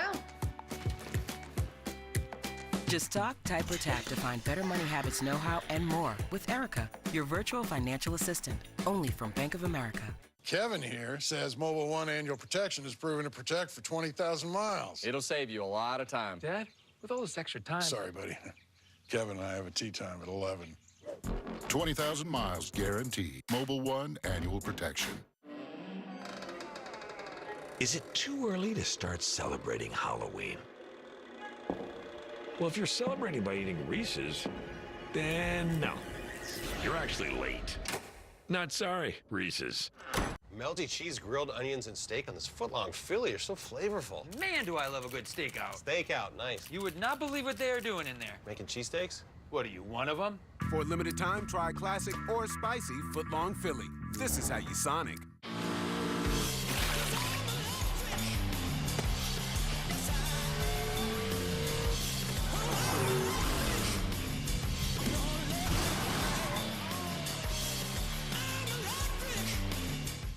When it's too cold for camping, we go camping. When it's too hot to work, we work. Too wet to keep going? Nah. This is the Gator XUV 835 with game-changing heat and air and 3 wide seating. It's never too anything for anything. Nothing runs like a deer. Get $400 off the Gator XUV 835M at any participating John Deere dealer.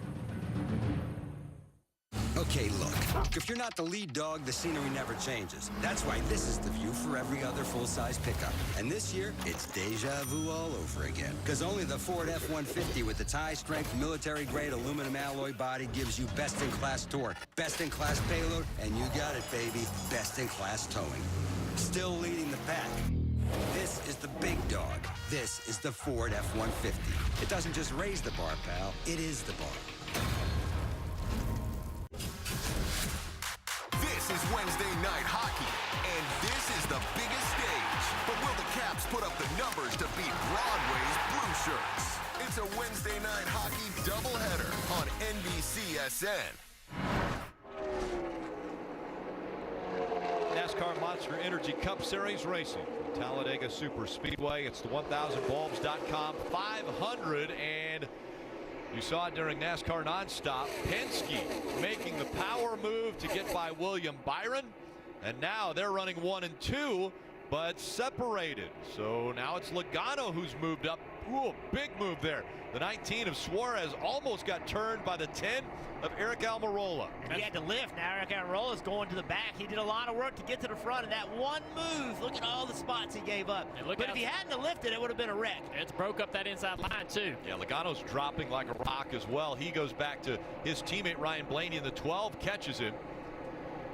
Yeah, what happened right there is the 19 was chasing his car up off the bottom of the racetrack. The 10 tried to go to the inside. So now Keselowski out front. Here's that issue. 19's tight right here. He was in the back of the 22, and that's what I think made him tight. And then the 10 drove underneath him, and then he got loose. The 10 had to lift. Eric Almirola just had to lift. And here's the pass. Brad Keselowski got to run because the 22 behind him gave him a little bit of a shot right there. Pushed him forward. Logano putting a block on Suarez. Blocking and the side drafting is starting to pick up, guys. And look who's coming up to the front now again. Stewart-Haas, the 41 and the 4 getting up there, Marty. Business certainly picking up, lap 129 here. And we talked to you about that all-in Ford meeting earlier today with the crew chiefs. All 14 crew chiefs in one room to plan out the strategy. Their thought here in the third stage, Steve, they want to pit about lap 145. That's the window to get them to the end and get them the track position they want. So how do you get 14 teams, drivers, and crew chiefs all on the same page to make this final stop, Steve? Well, that's what's most difficult. And down on pit road, it's pretty easy. You can have guys run from pit box to pit box, but upstairs in the roof, these spotters, there's not a lot of wiggle room. They're all jammed in one little area. It's sometimes hard to get standing next to somebody. You're distracted. You have to be focused on what happens on the racetrack. And more importantly, can you get all the Fords out of the pack safely without somebody getting run over? Dale Jarrett and I questioned that 41 car and his aerodynamic setup. Could he get back to the front? Well, he's proving us that he can. He's worked back into the second position, and more importantly, split up the Penske teammates of Brad Keselowski and Joey Logano. 4 Fords back up front. It's Keselowski, Kurt Busch, Kevin Harvick, Joey Logano, and then Suarez, Menard, William Byron back into 7.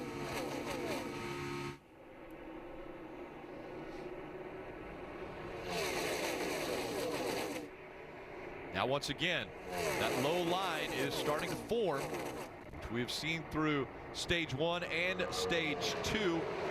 Let's look at today's Ram trucks proven to last. It starts out right there with track position. You want to be able to control those final restarts. If we get down to this race and we have late restarts, you want to be the control car when it comes down to it. Leading this race with about 50 laps to go. So you got to start working right now. Get yourself into position to win this race. And handling, how much is that going to play into a factor? If we get a short run late in the race, probably not so much. But if this thing goes long and tires are old, then handling will become a real issue. Well, you mentioned it, Jeff.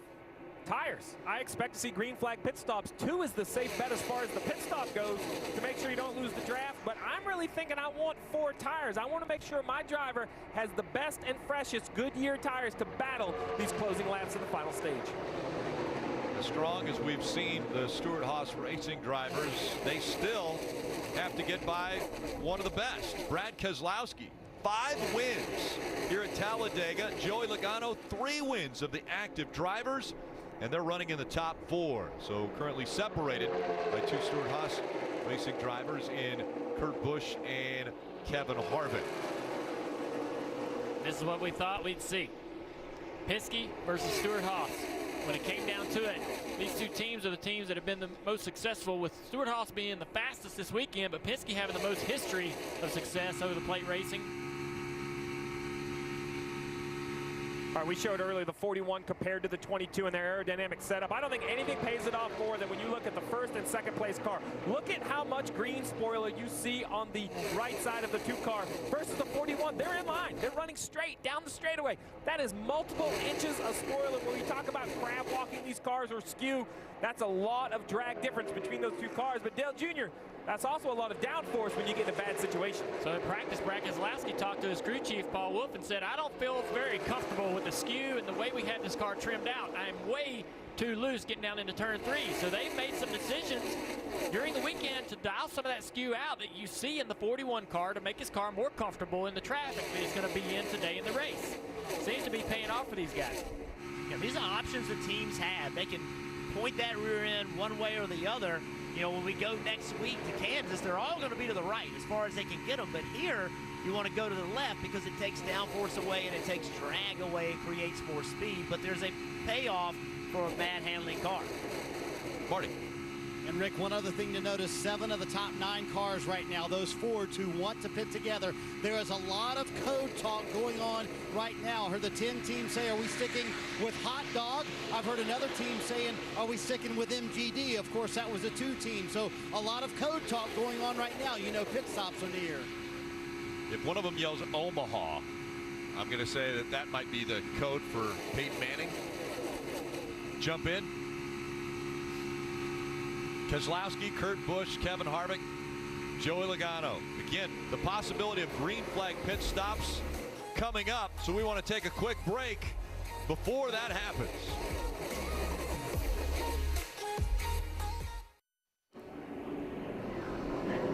Just happened. Jamie McMurray into the outside wall, and now he plowed into the grass and is stuck in the infield. Yeah, he damaged the right front splitter. Looked like he had a left rear tire flat. It seemed the left rear tire failures are common with the new rules, the ride height rules on the plate cars. And that, you see how the front's dug into the dirt there, and it's tore the front of his car up so badly he's not going to be able to get it out of there. Get it to you. Take a look at the replay. This is coming through the tri-oval, coming into the tri-oval. Coming off of turn 4. And here he is, left rear tire, just like his teammate. Might be a global issue in these cars that they share. It's giving them problems with that left rear tire. Slid down into the grass and just dug in.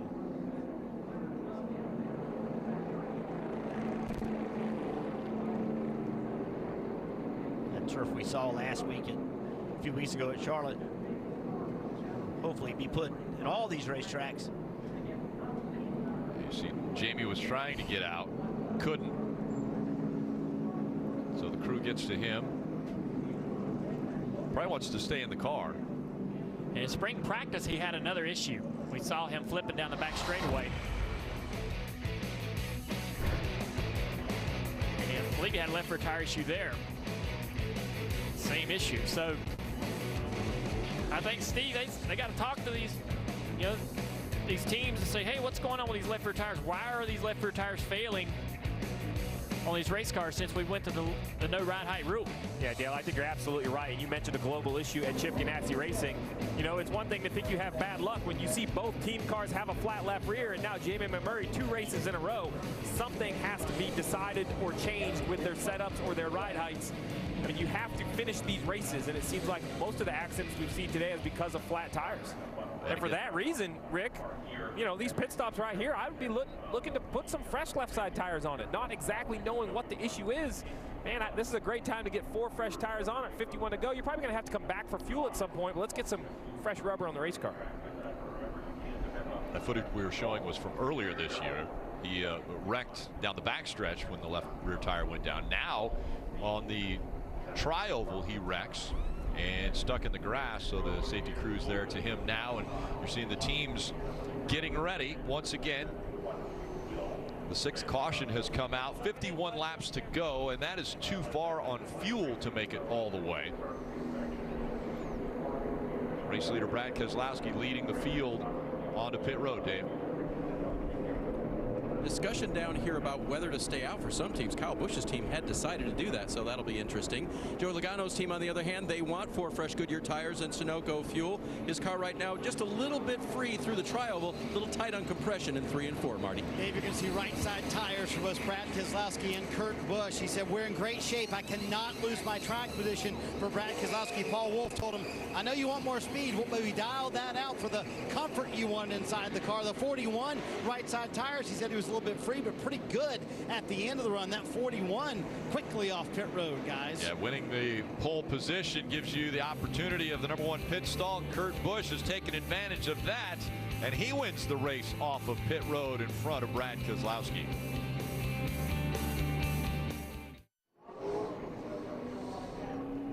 Let's go down to the Peacock pit box. Steve Letarte. It's time now for the Toyota Social Spotlight. Yeah, Rick, every week we send out a question, so let's take a look at the question this week.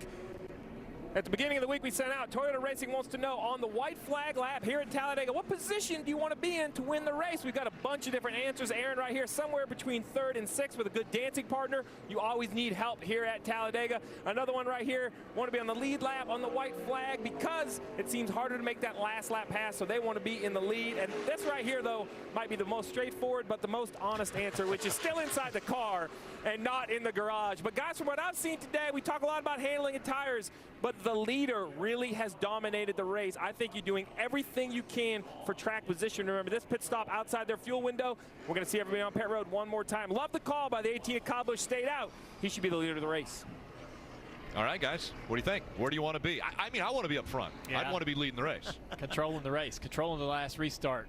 Being in front, that's the best place to be. If you know how to get in front of the lines as they're coming, the inside and outside line are going to be coming. Get in front of them and use that energy that they give you to stay in front. We've seen Brad Keselowski do it. We've seen Joey Logano do it. Well, the way these cars draft today, out front's where I want to be. So now with less than 50 to go, what you can expect to see is the blocking going way up. You're going to see more blocking. You're going to see more side drafting. This race has been pretty calm. For a Talladega race, I'd say it's been exceptionally calm. That's getting ready to change. I think now the aggression level is getting ready to go up. By the way, the 18 car, just a little bit of an update. The 18 car pitted the next lap, so he won't be the leader right here. But yeah, I think no matter who's leading right here, you can expect this race from here on to be much, much crazier than what we've seen so far.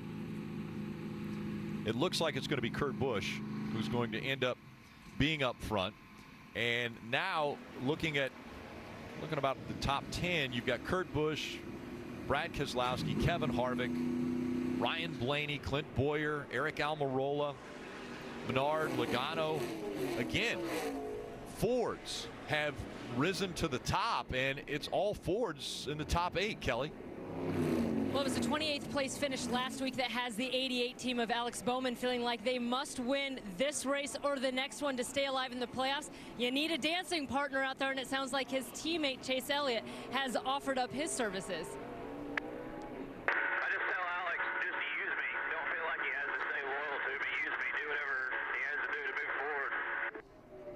So Chase saying, tell Alex to use me to do what he needs to do to get forward. Look for the 9 and 88 to work together, Parker. Right, Kelly. And in 4th place is Ryan Blaney, who's in a great position. He's right behind his teammate there, Brad Keselowski, hoping to push him. He's led 6 laps this race, and he just came across the radio to tell his team, if I'm not aggressive, I get swamped. Expect the aggression to go up on that 12 car, Dave. In qualifying, Joey Logano knew he did not have the fastest car. Early in the race, he knew that he didn't have the fastest car, and it was rather hard to work the traffic in the 22 car. And so his crew chief, Todd Gordon, told him, you know what? We've got time to work on this car. That's the same thing you said in April.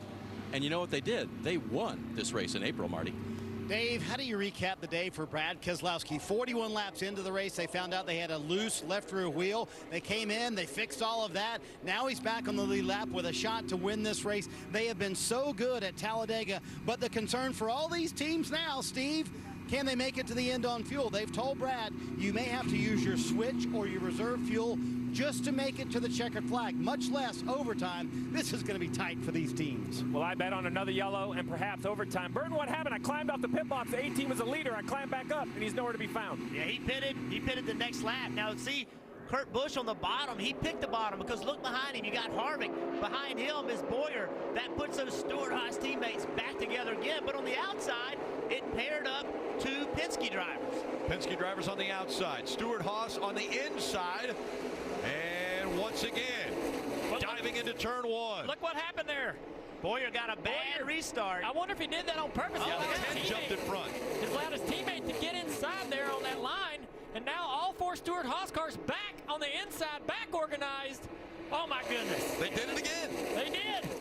I said it was a bad restart, but that was it was a great restart. That was exactly what he wanted to do, and it made it work. But again, the aggression level is going to go up. I think now you start seeing more side drafting. You start seeing these guys, they know Stewart-Haas has the fastest car. They're going to have to do something different than they've been doing in the early part of these races. It's 3 against 4. Stewart-Haas versus Penske. Penske on the outside line, lined up. Brad Keselowski, Blaney, Logano all together, trying to make that outside work. It's a shorter distance around the bottom of the racetrack. So right now, Stewart-Haas Racing, who has the faster cars and has the preferred line, how does Penske battle that right now? I don't know if they do. You're just going to have to side draft really, really hard on the car on the inside, make it almost impossible for him to clear you. And hope that you're getting that help from the car behind you as you get shoved forward to side draft the next car. So you're going to have to really be aggressive here. Really be aggressive. Brad Keselowski running door-to-door right now with Clint Boyer. That outside line, trying to hang on, trying to side draft if they can. Paul Menard, that bright yellow car behind Clint Boyer, they have a Penske affiliation.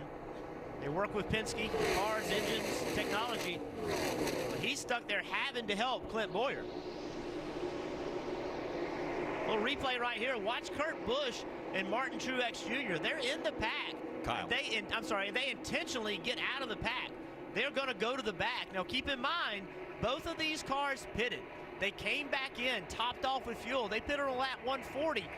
The leaders pitted on lap 138, so they have 2 laps more fuel that they can run. Look at that inside line. Behind the Stewart-Haas cars, it's not organized. The middle line is actually the one that's most organized. This is the best chance for Penske to put something together over the next half a lap to a lap to maybe get up there and make a run on these guys. I'm surprised as I look at the left side of the screen, 8 points below the cutoff line. One of the big 3. Martin Truex Jr. right now is 10th in the playoff standings. All right, if the 12 car can get to the quarter panel, he is. Look at him trying to get to the quarter panel on Clint Boyer. That's going to push Brad Keselowski clear of Clint Boyer. Will he dive down? Well, here comes the 21 of Menard back to the bumper of Boyer. That's going to push him forward. That'll push him back to the front. He's trying to get to that rear bumper of Amarola. He knows if he gets there, he'll probably be able to stay there. Boyer coming back now, battling back to try to get to his teammate's bumper. That inside line just not quite organized enough behind Clint Boyer, and that's allowing this outside line of Penske cars leading to have a shot here. They're working real hard. Look at Clint Boyer getting over, trying to slow him down with the side draft. They're real tight, though. Brad Keselowski's got a great help behind him. And he's clear. Keselowski could jump in this bottom lane, but he's not going to do it. He's going to try to use this outside lane to work himself to the front. Could have taken that spot. Boyer with a good run right there. Boyer back to the back bumper of the 10 of Eric Almirola. And so Stewart-Haas Racing once again organized at the bottom of the racetrack out front of Talladega as we go NASCAR nonstop. Hey! Chuck Norris? Can you sign my Tacoma? I'll be glad to. From the fist of a legend rises a new action star. A hero who's there to save the day and the night. So fearless, so rugged, he's tough as Chuck. You replaced me with a truck? Toyota, let's go places. Know what goes great with steak and shrimp? More shrimp. And you know what goes great with that shrimp? You guessed it, more shrimp. Steak and unlimited shrimp starting at $15.99. Only at Outback. Is it too early to start celebrating Halloween? Well, if you're celebrating by eating Reese's, then no. You're actually late. Not sorry, Reese's.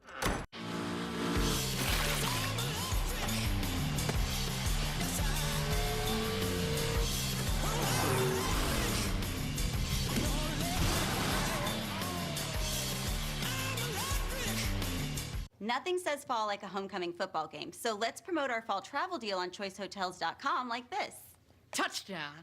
Earn a free night when you stay just twice this fall. Or bada book, bada boom. Book now at choicehotels.com. Kevin here says Mobile One annual protection is proven to protect for 20,000 miles. It'll save you a lot of time. Dad, with all this extra time. Sorry, buddy. Kevin and I have a tea time at 11. 20,000 miles guaranteed. Mobile One annual protection. Your microwave doesn't need another frozen meal, and neither do you. Only Carl's Jr. and Hardee's bring the heat with a variety of full-flavored all-star meals starting at $5. Get a real meal, paid for by Carl's Jr. and Hardee's. I'm just fulfilling my destiny. Down the stretch in the playoffs, everyone pushes everything a little bit harder. The 9 trying to forge ahead. Try to reach in and get that next little bit. Chase Elliott's going to win at the Monster Mile. I'm just fulfilling my destiny. I'm just fulfilling my destiny. I'm just fulfilling my destiny. I'm just fulfilling my destiny. I'm just fulfilling my destiny. I'm just fulfilling my destiny. Patrick Mahomes is on fire and is putting up video game numbers. But tonight, it's game on against Brady. All eyes on Sunday Night Football. Kurt Busch still out front as Monster Energy Cup Series racing from Talladega continues. Driving that Monster Energy car, and he has been a dominant one. 65 laps led already. Marty. Hey guys, there's growing concern about fuel down here for everyone. We told you earlier, Rodney Childers told Kevin Harvick, we're going to have to use our switch and our reserve tank just to make it to the checkered flag. Eric Almirola's told they're a half lap short. So Steve, how do you save fuel, especially if you're 41? You're leading the pack here. It's hard to save fuel when you're out front. Well, I think he's the one of the biggest concern right here. You're riding on board with Kevin Harvick. I do think he has the opportunity to run part throttle a little bit when he gets a little bit of a toe to the 41. Kurt Busch, I'm not sure as a leader, guys, how you save fuel, but remember this. He knows how to do it at the restrictor plate tracks. He won the Daytona 500 by having the best fuel mileage. Maybe he could duplicate the task here again today. The thing about that is with that fuel mileage issue for all these cars, it limits your real ability to jump out of line, because once you do jump out of line and create a second line on the outside, you're full throttle. You're not saving fuel anymore. Yeah, you see right here, right there, see the green dots at the bottom? 3, 4, 3, 4, back and forth. I mean, he's close to wide open, Junior, but that tells me that pedal is a little bit off the floor, maybe 90 or 80% throttle. So we're seeing that whole group of cars that's out front in this league draft stay in line. All these guys trying to manage that fuel. You guys are acting like this is going to go green for 38 laps. Well, that's what we're doing. We're in Talladega, man. No, but hey, let's go back. Hey, Steve, let's go back and look at this second pack. There's two cars in particular I want to talk about because they are fully invested in this strategy. The 18 and the 78, look at where they're running. They're even behind this second pack. They're running in 28th and 29th position. And remember, we just told you that those guys, there they are, the back of this pack. Those guys pitted 2 laps after everybody else. So they have more fuel, but I mean, these guys, they have to believe a caution's coming out or they would not be riding back here. That is very risky. I mean, they're not that good at points. The 78 car right now would be below the cut line if the race ended right now. This is a very, very risky move. Dave. And Jeff, as you know, if you don't have a race car that can run up front, this is a strategy you can employ. In fact, early in the race when Kyle was battling up front, he said, I just don't have the car to make these moves, and I know it. So the hangback strategy has been working for him instead and waiting until later when maybe a big one has happened and he wasn't in it, Marty. And you see the top off on the left-hand side of your screen there, 140 for all those Toyota cars, so they're planning on they can make it all the way. But Steve, the problem with the 78, it's a locker issue. That's not something they can fix during the race. They feel like it's unloading and not engaging correctly when they're in the corner, still jumping around on the rear end for that 78 car of Martin Truex Jr. Yeah, so that's the rear gear, impossible to fix during the race. And I hear what you're saying, Jeff, about this strategy, but I got a Hall of Famer standing behind me, a 6-time restricted plate winner, Dale Jarrett, and every time we talk about these two, he nods with a smile. He says, you don't panic until 10 to go. You stay patient. And our point about fuel, Jeff, I don't think it's going to go green, but when the caution comes out, I don't want to come to pit road either. So save me some fuel, perhaps for overtime, but we want to be done coming to pit road. And as they're running, Martin Truex Jr. 4 points below the cutoff line. The one thing that I would say, Dale Jarrett made the comment, you know, okay, don't worry until the last 10 laps. But they've also said, we haven't seen racing like this at Talladega or at a plate track in maybe decades, where a group has pulled away and that second group hasn't been able to catch them. Well, these two guys are 6 seconds behind. And this isn't old Talladega where you can just mash the throttle and drive up to those guys in front of you. No one's been able to do that. Look, they've gapped them. So if they don't get a caution, they're not going to drive back up unless people start running out of fuel. Then under that situation, they would be in pretty good shape. But, you know, again, I have a hard time believing this thing is going to go green for the next 34 laps. Been to too many races at Talladega to believe that's going to happen. A guy who knows what happens when the caution comes out at Talladega, Parker Kligerman. That I do, and another guy maybe hoping for one or maybe doesn't need it is Paul Menard, because he gets the comeback of the day award. He was 2 laps down at one point in this race when he had a right rear tire go down and had to pit under green. Then when they got back running, he thought they had a broken shock inside that 21 car. They've gotten back on the lead lap and now find themselves in 5th place, and they said they're right on it with their fuel. They'll make it across that finish line, but no further right now. Great run for him. And it could go overtime. That's the other thing that comes into play here. If this race goes overtime, remember it's 2.66 miles around here for 1 lap.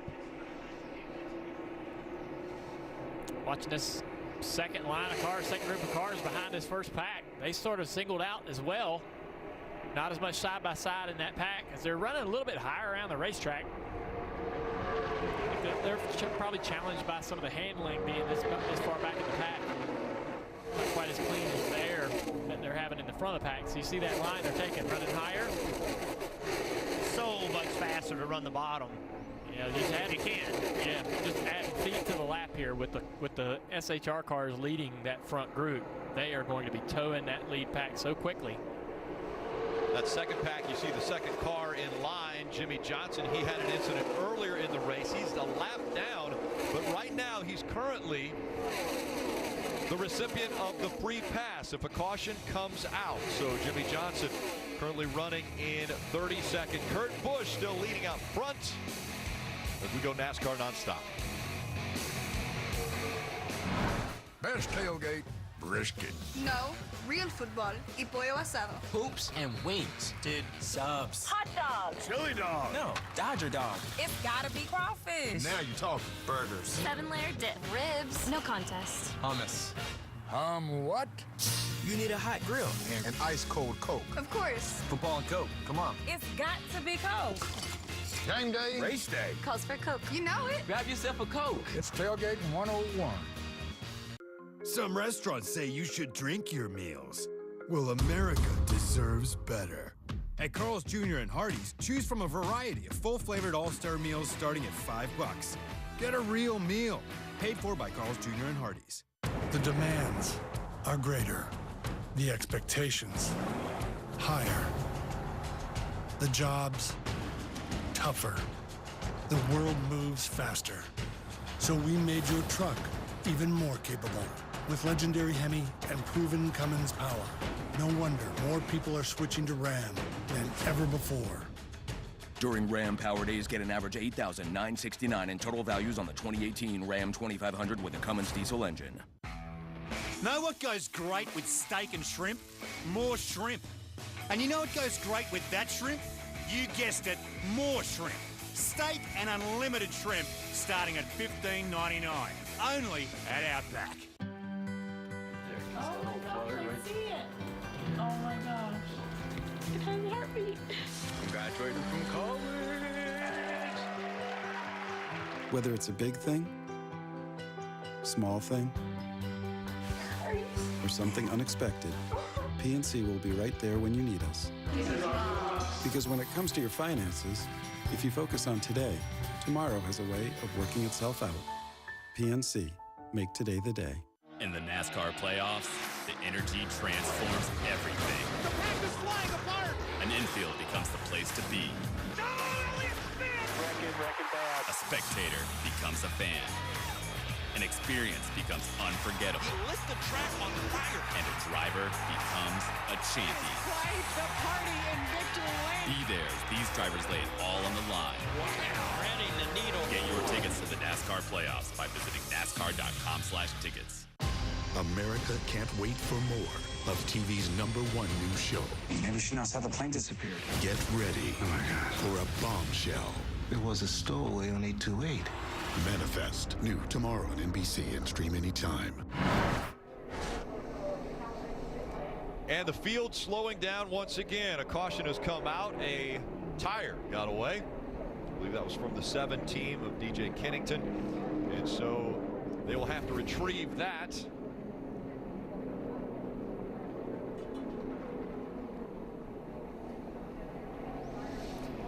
And so the caution comes out. That means that, well, for one thing, people are going to start saving fuel because of the caution. And another thing is we're going to have another restart.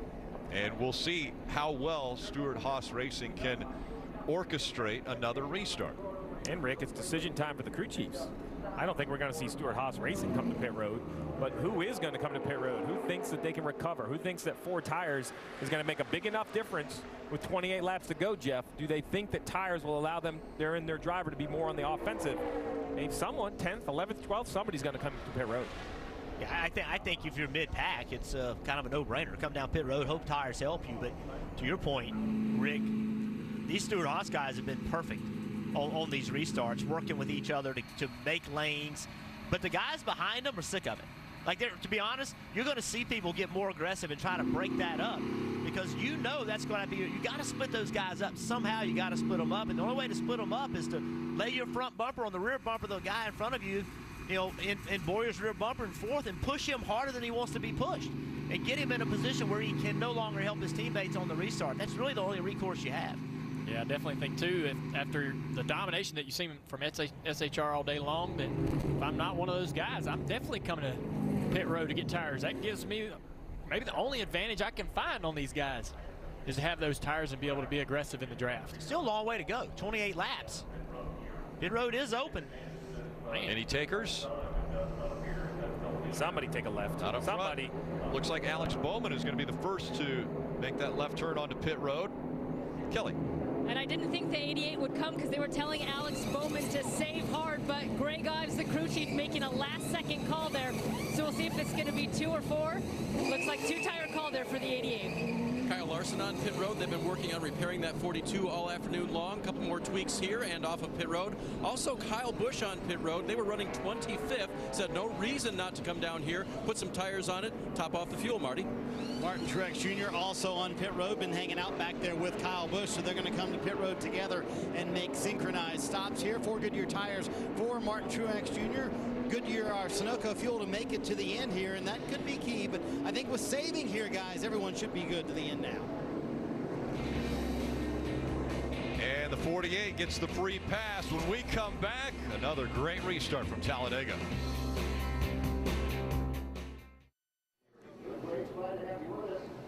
Will this be the calm before the storm? The last 2 weeks, Monster Energy Cup Series racing at the end of the races has been crazy. Martin Truex Jr. gets hit by Johnson. Into the wall, then into the tube. Absolutely terrible. It'll be a fight for the finish line. Keep coming middle. Keep coming. Come on. Ryan Blaney will win. That was awesome. Chase Elliott's going to win at the Monster Mile. That's what I was talking about. That's how you do it, boys. Rumble around and go.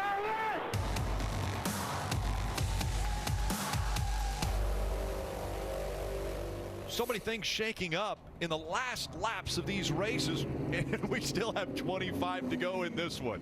Steve.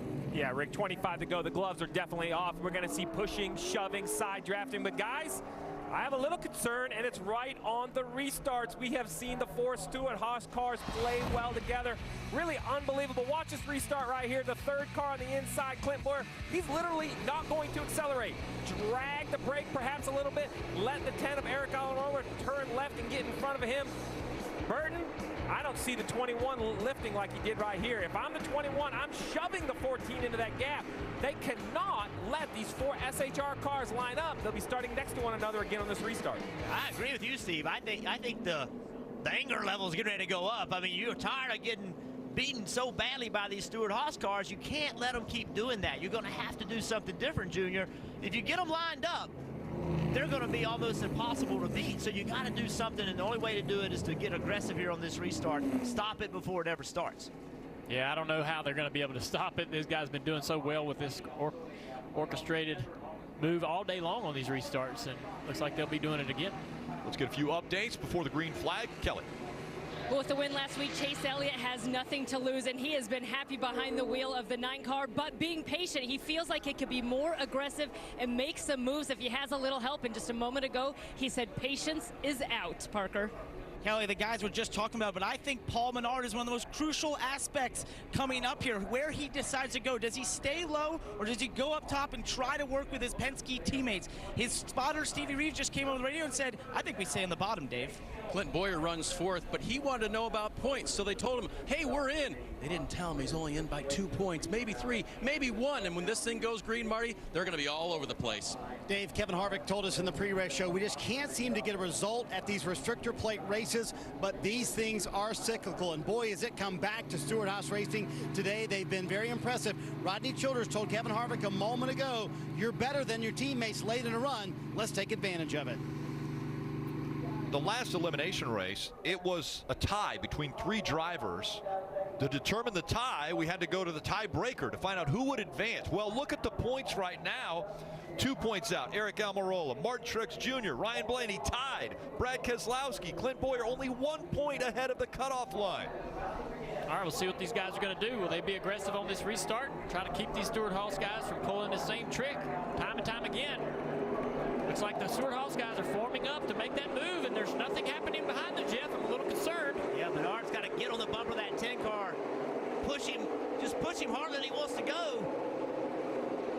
Not going to be able to do it. Oh, looks like the 9 car is pushing the 14 pretty good. 14's getting a heck of a shove. Will he move in front of the 4, or will he have to stay door to door with him? They're not going to be able to line up this time. Now he's going to go down in front. The 14 is able to dive in there. What a move. Clint Boyer moves into second. That's how committed they are to making this work. Clint Boyer might could have stayed there and tried to get the lead, but instead he went in and got behind his teammate Kurt Busch. It's worked all day. Why not do it now? Now the aggression level will be at an all-time high. 24 laps remaining from Talladega. I think the only way you're going to beat those guys on the inside is for everyone to go to the outside line. There's so much organization on this bottom groove that the Stewart-Haas guys just get shoved around the racetrack out in the lead. There's not enough cars on the outside to gang up on that inside line. Guys, I talked to Clint Boyer earlier this weekend, currently in the 2nd position. Hopefully we'll get that elusive win. We need a win. Did you hear me? Did you all catch on? Say it again. I need a win.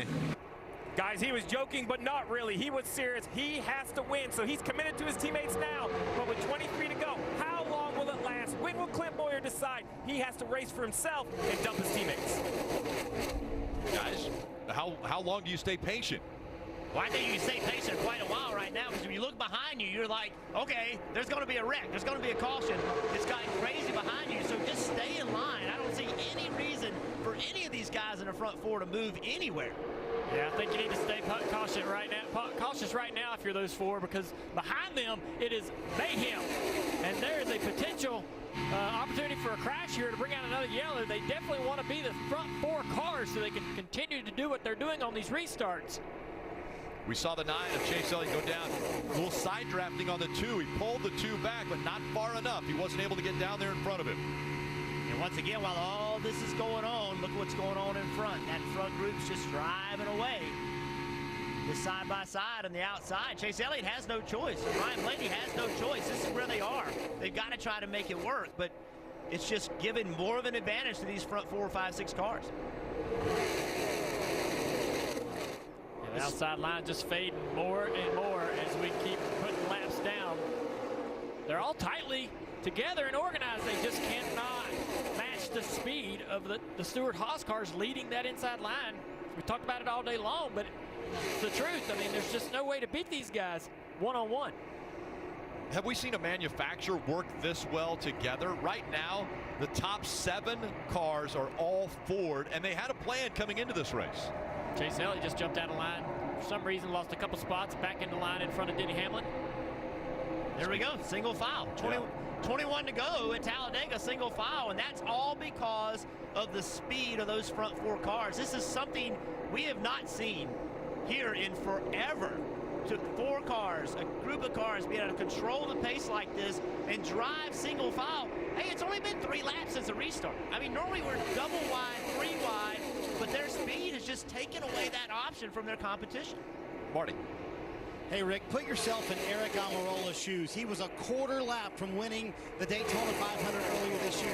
Last week at Dover, a handful of laps from winning that race. All day long, he's been sitting in that 4th spot, riding like a good soldier for Stewart-Haas Racing.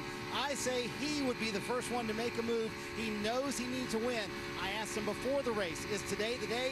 He said, I have a pretty good feeling about it. He's going to need help, though. 1 car is not going to be able to go by 3.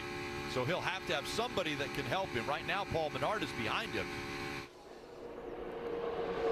Yeah, as long as the SHR guys are organized, they're going to control this front until the very last lap, when maybe one of them might pull out to try to go for the win. If Clint Boyer, that's my plan.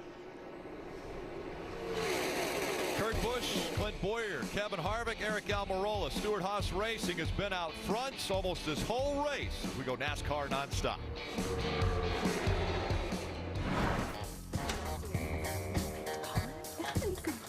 Today's your lucky day. Because McDonald's new Trick Treat Win game has 1 in 4 odds of winning instantly. So you won't need luck. All right, free fries. Don't miss your chance to win your share of over 100 million prizes. Hurry in to play McDonald's Trick Treat Win.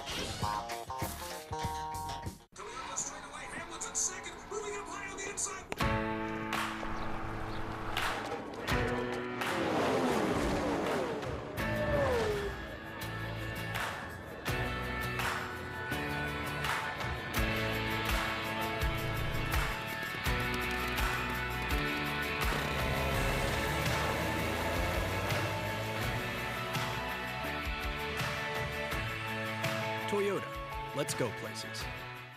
Golden Corral's Beef Lovers Banquet with our all-new bacon-wrapped sirloin filet, smoked beef brisket, portobello top sirloin, and golden delicious shrimp. The Beef Lovers Banquet, Golden Corral, your choice. Rules. Nothing says fall like a homecoming football game, so let's promote our fall travel deal on choicehotels.com like this. Touchdown.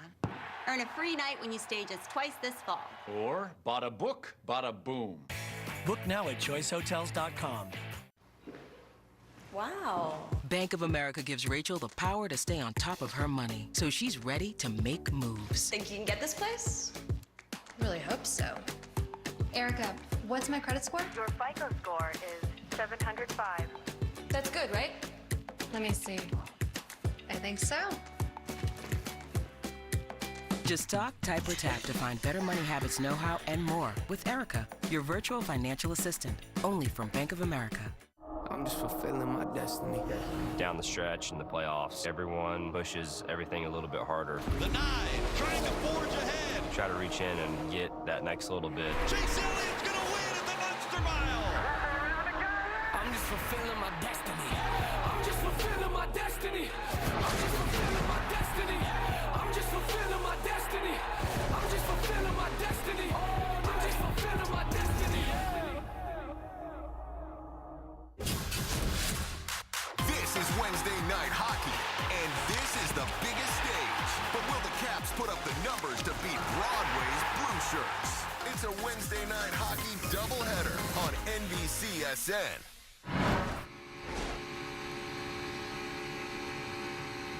Make sure to join us on NBC at 5:30 for post-race coverage. Then extended post-race coverage on NBCSN at 6 and hashtag Victory Lap at 6:30. Tonight on NBC at 7 o'clock, it's football night in America. Then Sunday night football. Chiefs, Patriots at 8:20 for that kickoff. And let's get some updates on the guys running up front. We'll start with Kurt Busch and Marty. And he's led 89 laps today, Rick. He wants updates on everybody behind him. And for a team that's flying underneath the radar, what a way to go into the round of 8 if they can pull this off. 15 to go, Dave. But Boyer hasn't led one lap today. Second place there in the white 14, but he'd like to lead the final lap. Didn't he tell somebody he needed to win this weekend? He's 2 laps to the good on fuel, so that issue is out. And what would be better than taking a trophy home to Kansas next week, Marty? Same for Kevin Harvick. They told him you're 2 laps to good on the fuel. Don't worry about that. And Rodney Childers reminded him, into the run, we've had the best handling car, those Stewart-Haas cars. For Eric Almirola, his teammate behind him, he keeps asking about who might go with him. They've tried to advise him, maybe those Penske cars behind you might go. Eric might make a move to the top soon, Parker.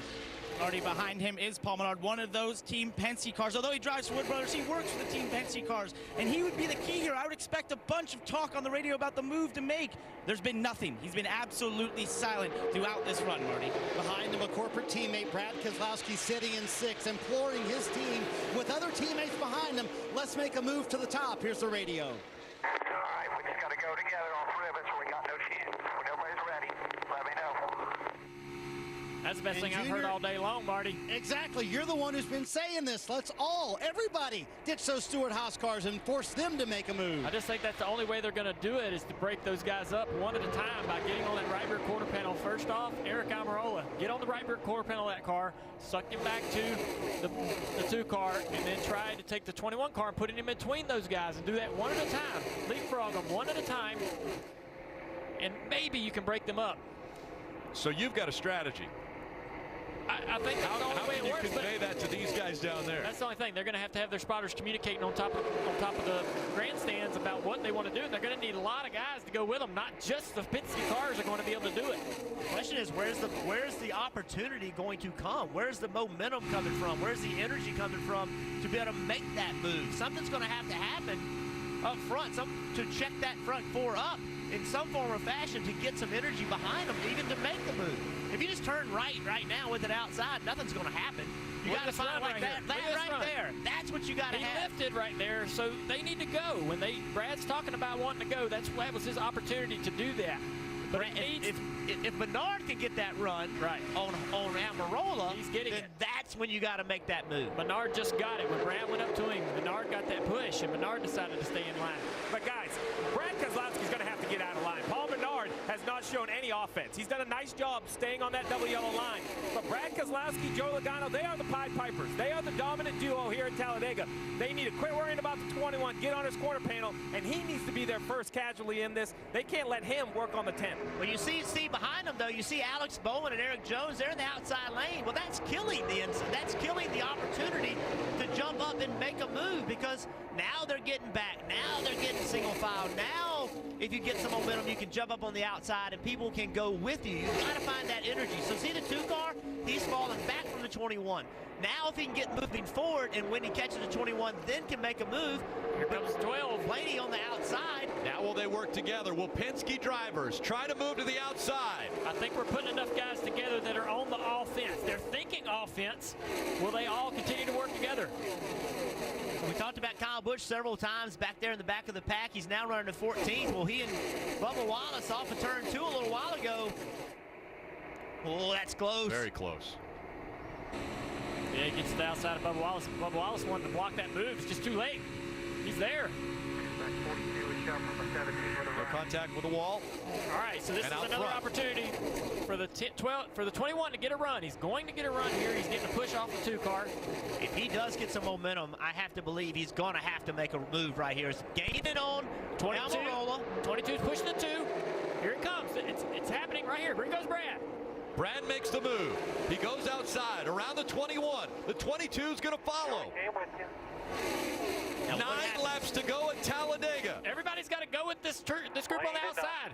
Bowman's going up there. They're not going to do it. Blaney needs to go. They're going to be double wide. Here comes some runs from behind. That could help this outside lane. 22, that'll put you out of Menard. A big run from Eric Jones in the 20. He comes up to the back bumper, the 88 of Alex Bowman. Guys, that's a huge mistake by Ryan Blaney. That was the time to go. He had to follow his teammates. So now they can't quite clear Menard. They've got to get about 3 or 4 cars to clear Menard. Bowman's cleared Menard. Now if Eric Jones can clear him. They're running up high, but now they've got about a 5 to 6 car gap between that lead pack and Brad Keselowski. Here comes Kyle Busch. You just got to get enough cars to build that energy. Now the whole group's double wide. Now the energy is done. It's shot. Yeah, this is not good. But look on the bottoms, line it up again. But 88's going to go the outside of the 2. Not going to work together. Try to catch this lead pack. 88 almost wrecks, getting really loose off of turn 2. And remember, Junior, that 88 has the freshest tires, so he should be the most aggressive on the wheel, I would think. Stewart-Haas Racing has to be loving this. Going on behind him. Now the gap is 10 car lengths. That's exactly right, Rick. All the Stewart-Haas spotters and drivers saying, stay in line, no one move. Let's break away our 4 cars from that bigger pack behind us. Wow, look at that 22 car off the nose of 88. These guys need to work together. I know it's easy for us to say up here in the booth, but really that's what's got to happen for them to get up there and try to challenge the Stewart-Haas guys before the Stewart-Haas guys actually get too far away, be able to run down with 7 laps to go. There's still time. If they can ever get this settled out, there's enough cars. If they get 6 or 7 cars single file, 7 laps to go, there's enough time. Bowman with a big run. He's going to clear Blaney. Got to run in front of Blaney. Turn left. Turn left. Forget about Eric Jones. There you go. Now let's see what happens with Eric Jones. Oh, he went too far. He went all the way to the inside. Well, there you go. Now we're double wide again. Yeah, I mean, look at this pack back there. This is building more toward us having an accident than these guys organizing and running down the Stewart-Haas cars. With this type of racing back here, this is what we typically see when we see the big one. And I think one's brewing up. 7 laps to go. Now to 6 as they go through the tri-oval. 6 laps to go at Talladega. The 4 Stewart-Haas Racing cars have separated themselves. Now it's almost 15 car lengths back to the second pack. You know, we keep saying they need to work together, but at this point, there's so many cars here that's kind of hard to do it. And what does Keselowski do? Just lift, slow everybody up, and get everybody single file? It's very hard to make all that happen. But you said it, Junior. The stuff's starting to happen back here. Yeah, I think their best chance is to try to get Blaney, better yet, Logano and Keselowski out front of this group to be able to run these guys down. I think those 2 guys will be smart enough to know exactly what to do when they catch that front 4. Penske nose to tail on that outside line. Will they make this work? This momentum right here. Also, Bowman has tucked in behind the 2. Got to have something happen to slow the momentum down, to separate enough cars to get them single file. I just don't see it happening right now. And Jeff, it's a 2-second lead by those front 4 cars now. 2 seconds over the pack. Yeah, it's up to 20 car lengths now, from 4th all the way back to 5th. The lead pack is separated from that second pack, and the second pack still has not organized. They continue to run too wide. They continue to try to side draft, to pull cars back, and all they're doing is pulling themselves away from the lead pack. You're right, Rick, but what are you supposed to do? If you're Paul Menard, I mean, you know, you're racing for your spot. You want to be the guy that's leading that line. It's just really hard. Big run by the 22 here, Joe Logano. Brad Keselowski, 88 to the outside. Make it 3 wide, putting Brad in the middle. 4 to go. And now the tension building back here in this big pack. A wreck right now could ruin Stewart-Haas Racing's day. Kurt Busch had never won a pole at a restrictor plate track. He did it yesterday. Now, Kurt Busch out in front, looking to win at Talladega.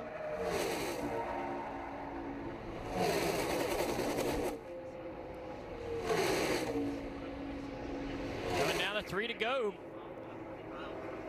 That group back there just not able to organize. So much side drafting has kind of locked them all together. And there's nothing you can do about it but sit there and try to push the guy in front of you and push him clear. The one thing this has opened up is that this has opened up the opportunity for those guys in the Stewart-Haas Racing camp to race against themselves. Now there's a big enough lead. If you made a move and got too wide, these guys don't have enough time to run you down. So to me, it's opened the door. It's given permission for maybe Harvick to make a move, Boyer to make a move. This is getting tight back here. Yeah, this is real tight. These guys are really aggressive. Stewart-Haas Racing has successfully separated themselves, and now they're going to fight amongst themselves. Oh, we got a crash in the back here in turn 4. Into turn 4, up into the wall. The 23 is there, as well as Alex Bowman in the 88. The caution will come out. I tried damage, guys, right rear. It's going to go to overtime. You knew it was coming. You knew it had to happen. Pretty heavy right side damage. William Byron involved. Alex Bowman, as well as that 23 of J.J. Yaley. Free pass will go to Ryan Newman. So much damage to the 23 of Yaley. Alex Bowman in the 88 said how much they needed a win at this racetrack. And you see all the damage. The left rear torn up, the right front. Bowman had come into this race 34 points below the cutoff line. Now 63 points out. That's a must-win situation for him in Kansas.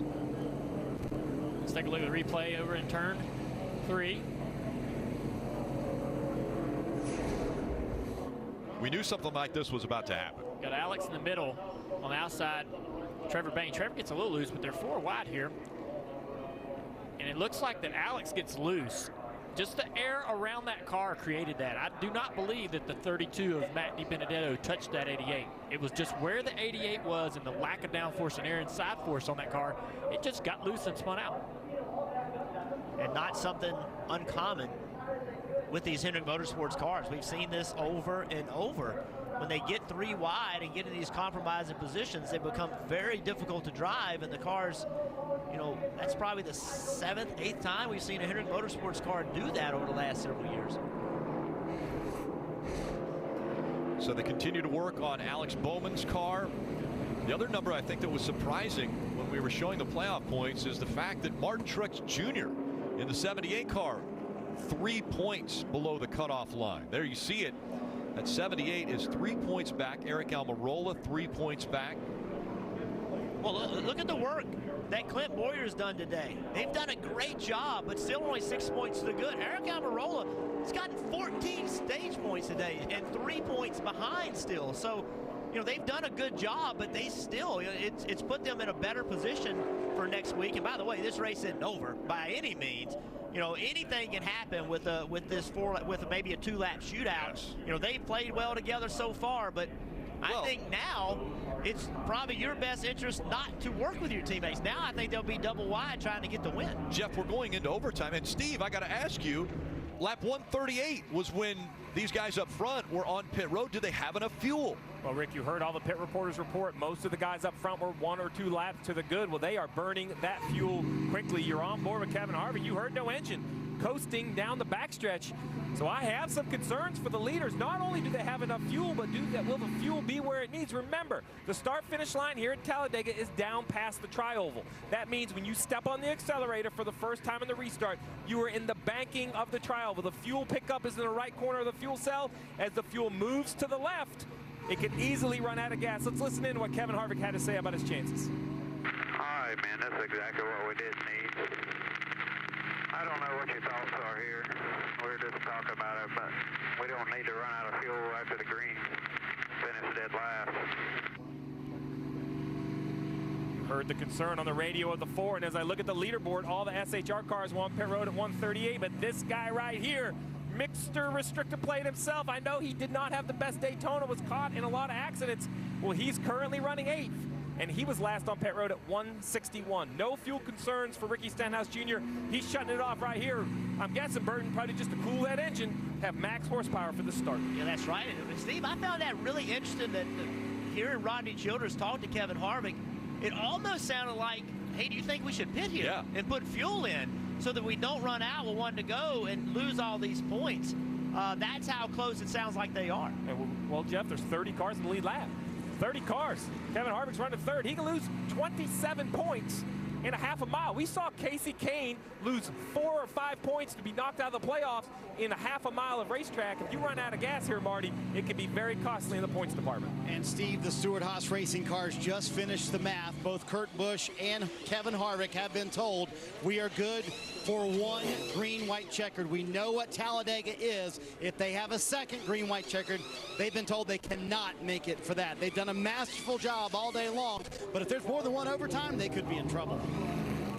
Yeah, and Marty, you said they've done a masterful job all day long, and they have. They have been perfect on every restart. But Junior, what do you do now? With essentially, overtime rules, what do you do now? I don't think you can afford to check the line up and now get in line. Now I think it's a race between these guys. I think you sit there and say, hey, we put ourselves in this position. Now it's every man for himself. We've done what we were wanting to do all day long by being in control of these restarts late in this race to win. Now we're just going to go out there and run as hard as we can. And we'll see which duo does the best job on this restart in this lap to put themselves in position to win. Kelly. All right, so the strategy for Chase Elliott is to be on the safe side. Alan Gustafson calling Chase to pit road that time. It was 4 tires and a splash of fuel for the 9. What do you think of that, Steve? Well, this is the advantage of a win last week. He doesn't have to worry about points. So he said, listen, I can't win in the position we're at. My best chance. Alan Gustafson always trying to have an advantage. Let's put fuel in our race car. You never know. We get multiple overtimes. We still haven't seen the big wreck, guys. I'm still thinking maybe there's one getting ready to show up. Scheduled distance of this race, 188 laps. We have just passed that. Fuel definitely could be an issue. This wreck here brings us to an overtime situation. The restart when we return.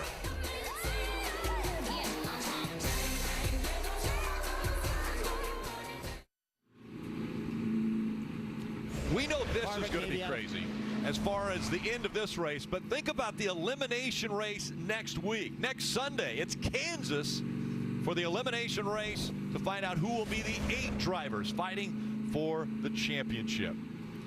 And again, stay with us for post-race coverage. That will be right after the checkered flag. Then extended post-race coverage on NBCSN at 6 o'clock and 6:30. It's hashtag Victory Lap also on NBCSN. It's 7 o'clock on NBC, Football Night in America. Then kickoff for Sunday Night Football at 8:20. The Chiefs and the Patriots. All right, so we saw some guys down here on the apron trying to keep the fuel cell pickup full of fuel, but these guys in this outside line don't have that luxury. Will they have enough fuel in the pickup? Let's remind everyone the overtime rules, it's 2 laps. A 2-lap shootout. If a caution comes out before they get to the white flag, we'll go another attempt at overtime. Once the leader takes that white flag, then the next flag will end the race. It's either the caution or the checkered. But there are unlimited attempts at this overtime. Marty. Rick, you see one of those cars on the apron, Kevin Harvick. He said all of a sudden the fuel pressure dropped. He flipped his switch going to reserve tank. They think they may not have enough fuel even to make it to the green flag here. They're talking about maybe coming down pit road, Parker. And Marty, Ryan Blaney's in the same position. Just said it started sputtering there. He's flipped the switch as well. Real fuel concerns for the 12 car as well. Just heard him say you're coming to pit road. So that's going to that's going to change the game. Now, you see Blaney, he's out of fuel. He's out of fuel. Harvick, he's coming to pit road. That moves Logano behind Boyer. That's going to change the strategy of these Stewart-Haas cars. No strategy at all now for Stewart-Haas Racing because one of their players completely off the track on pit road. Here they come to the restart zone. Overtime presented by Credit One Bank. Green flag back in the air, 2 laps to go. And be watching for somebody to run out of fuel in this pack and cause a major problem. Up through the gears. The 41 accelerating well. Kurt Busch looking for the win. Clint Boyer running second. Almirola third on that outside. Big push coming from the outside. Both lines are organized. But Kurt Busch is going to stop that inside line. Here comes Almirola. Almirola on the outside. Look at that. Big push for Boyer on the 41. And now runs out of gas now, Rick. It's going to be a huge wreck. The 4 is out of gas. How can the teammates still be running? Did he save enough fuel? The 41 of Kurt Busch blocks Almirola. Coming back to the white flag. You got to know Eric Almirola is super hungry. He had so many chances to win races, hadn't been able to pull one off. If he can get some help from behind, he's going to be aggressive. One more time around. Will they have enough fuel? Their teammate ran out of gas. Into the wall. Smith de Benedetto into 32. Big wreck behind you. Big wreck behind you. The caution won't come out if it will not affect the end of this race. We'll see if NASCAR will throw it. If they have to get to the drivers to make sure they're okay, they would throw a caution. But right now, they're still green. Look at that Stenhouse. Doesn't have any help. He's going to get up here and give a help.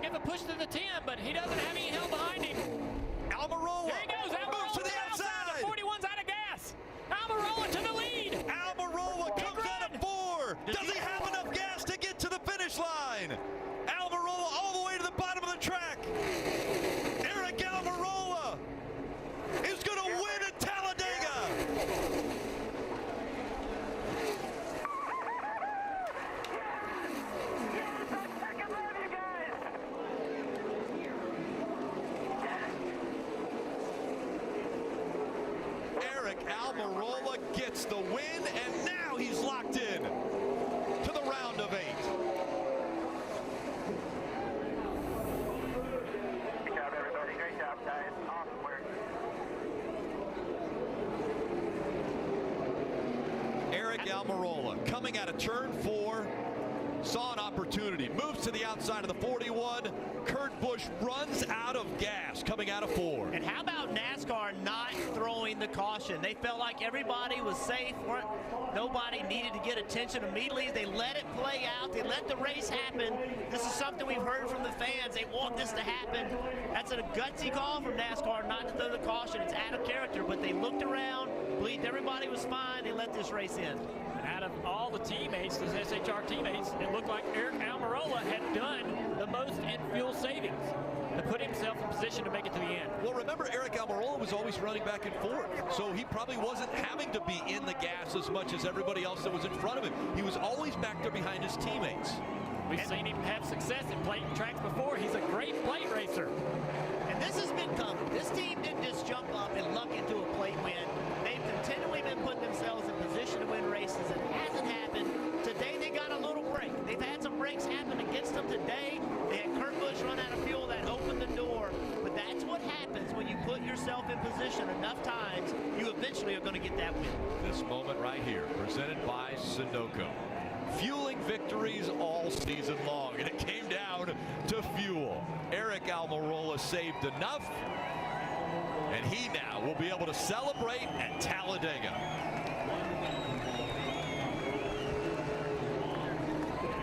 First win for Eric Almirola in 2018 in the Monster Energy Cup Series.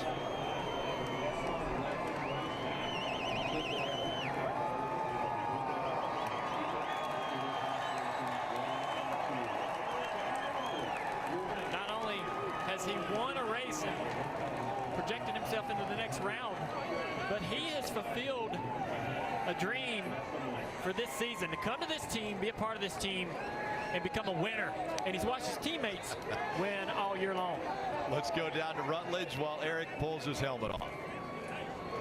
Rick, the joy is so real on Eric Almirola's face right now. To grab that checkered flag, Eric, all day long, you guys just dominated top 4 cars, but you, my friend, were the one that made it through for the finish. Congratulations on that win, buddy. Oh, man. That is so awesome at Talladega. You guys are awesome. Man, I've been so close so many times this year, and the Smithfield team, everybody believing in me, Tony Stewart, Gene Haas, for giving me a chance. 4 or 5 times this year, I feel like we've had a shot to win and haven't been able to seal the deal. And to come here, a place that I love. I won an Xfinity race here last year, and I just love racing at Talladega. And I came to the track with a mindset that we're going to go race and we're going to go give them hell. And if we wreck, we wreck. And if we win, we win. And we won! You did it, buddy! And what a cool time to do it, too. Smithfield did this awesome promotion with Bacon for Life. Somebody's going to win Bacon for Life. Literally, Bacon for Life. Unbelievable. And the fans here cheering you on. The discipline that took to get to victory lane, you have done it. Congratulations. What a team effort, too. There's 400 employees back at Stewart Haas Racing. There's close to 200 employees at Roush Yates Engine Shop. Thank you. This was an incredible race. The 4 of us were so committed to each other and so organized. And nobody, the field couldn't touch us. It was us against the field. And what an impressive run by Stewart Haas Racing. So I'm just proud to be the one on top today. What do you want to say to these fans? I love you guys, man. This is awesome. Woo! I can't believe it. We finally did it. Finally. Congratulations, buddy. We'll see you in victory lane. Thank you. I can't wait to go see my guys. My pit crew, my guys that work on this car, they deserve it, man. They bring such awesome race cars to the track. And I feel like I've let them down more than anybody, more than myself. I feel like I've let them down so many times because we've had so many opportunities to win and haven't done it. So this one's for them, man. I can't wait to go celebrate with them, and hopefully there's some cold beer over there for me to have. You got it, buddy. Congratulations. Your winner, Eric Almirola. Cold beer and bacon. I mean, what better combination than that? And he just said, somebody will win bacon for life.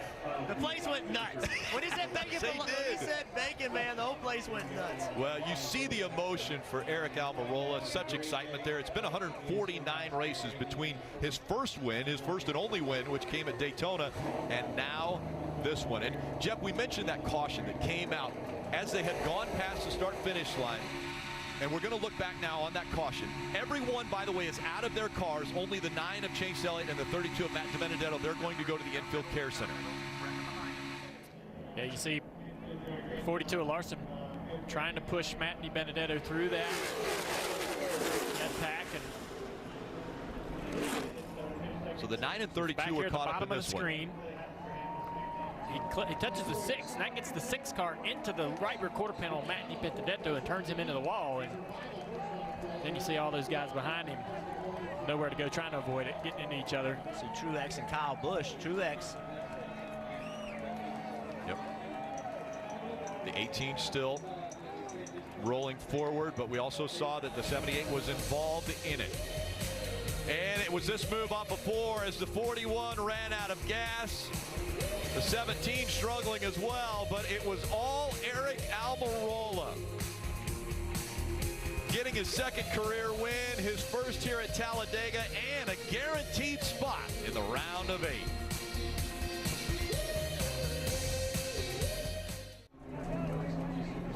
Almirola making his way to victory lane. Let's look back on the season that he's had and how close he has been to start the season during the Daytona 500.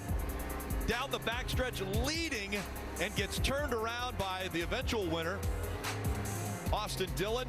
Frustration for Eric Almirola. Then last week at Dover, he led 64 laps, dominant car, and on the final restart gets into the wall and it slips through his fingers. But today, after following teammates around this super speedway, it was Eric Almirola who rose to the occasion, and Almirola wins for Stewart-Haas Racing.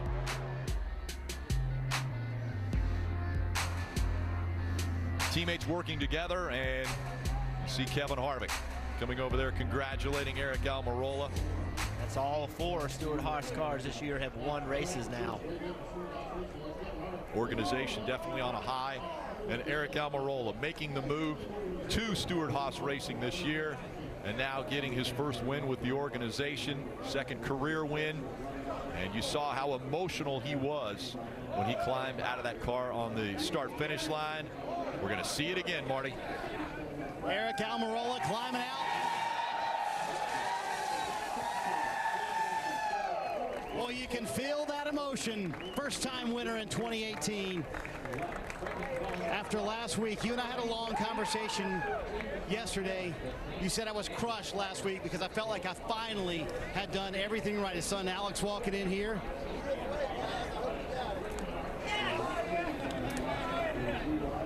High five for him. Here's Abby, his daughter. What a great family moment. How did you overcome the emotion of last week, the disappointment of last week to get to victory lane this week, Eric? I just shook it off. I knew I had to be patient. I felt like God was telling me to just be patient and it was going to come. Clint Boyer coming in for a hug. Stewart-Haas cars work so well together all afternoon long. Man, what a team effort. Stewart-Haas Racing, all 4 of us just dominated. It was us against the world today. And what a team effort. Everybody at Stewart-Haas Racing, Ford Performance, Roush Yates Engine, Smithfield. What a cool paint scheme. This bacon for life. Somebody's going to win bacon for the rest of their life. Mobile One, Haas CNC, Gene and Tony for giving me this awesome opportunity. Go Bowling, Shady Rays, Sunglasses, Wheels Up. I hope they wait on me to take me home tonight. I'm flying home with Paul, and he gave me a good push there at the end, so hopefully he waits on me and doesn't leave me.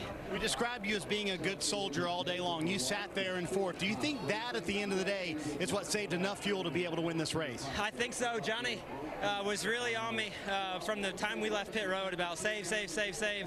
And I was doing my part, doing the team thing, running there in line in third, fourth, and saving a ton of fuel. Just really being patient with the throttle, running half throttle as long and as much as I could.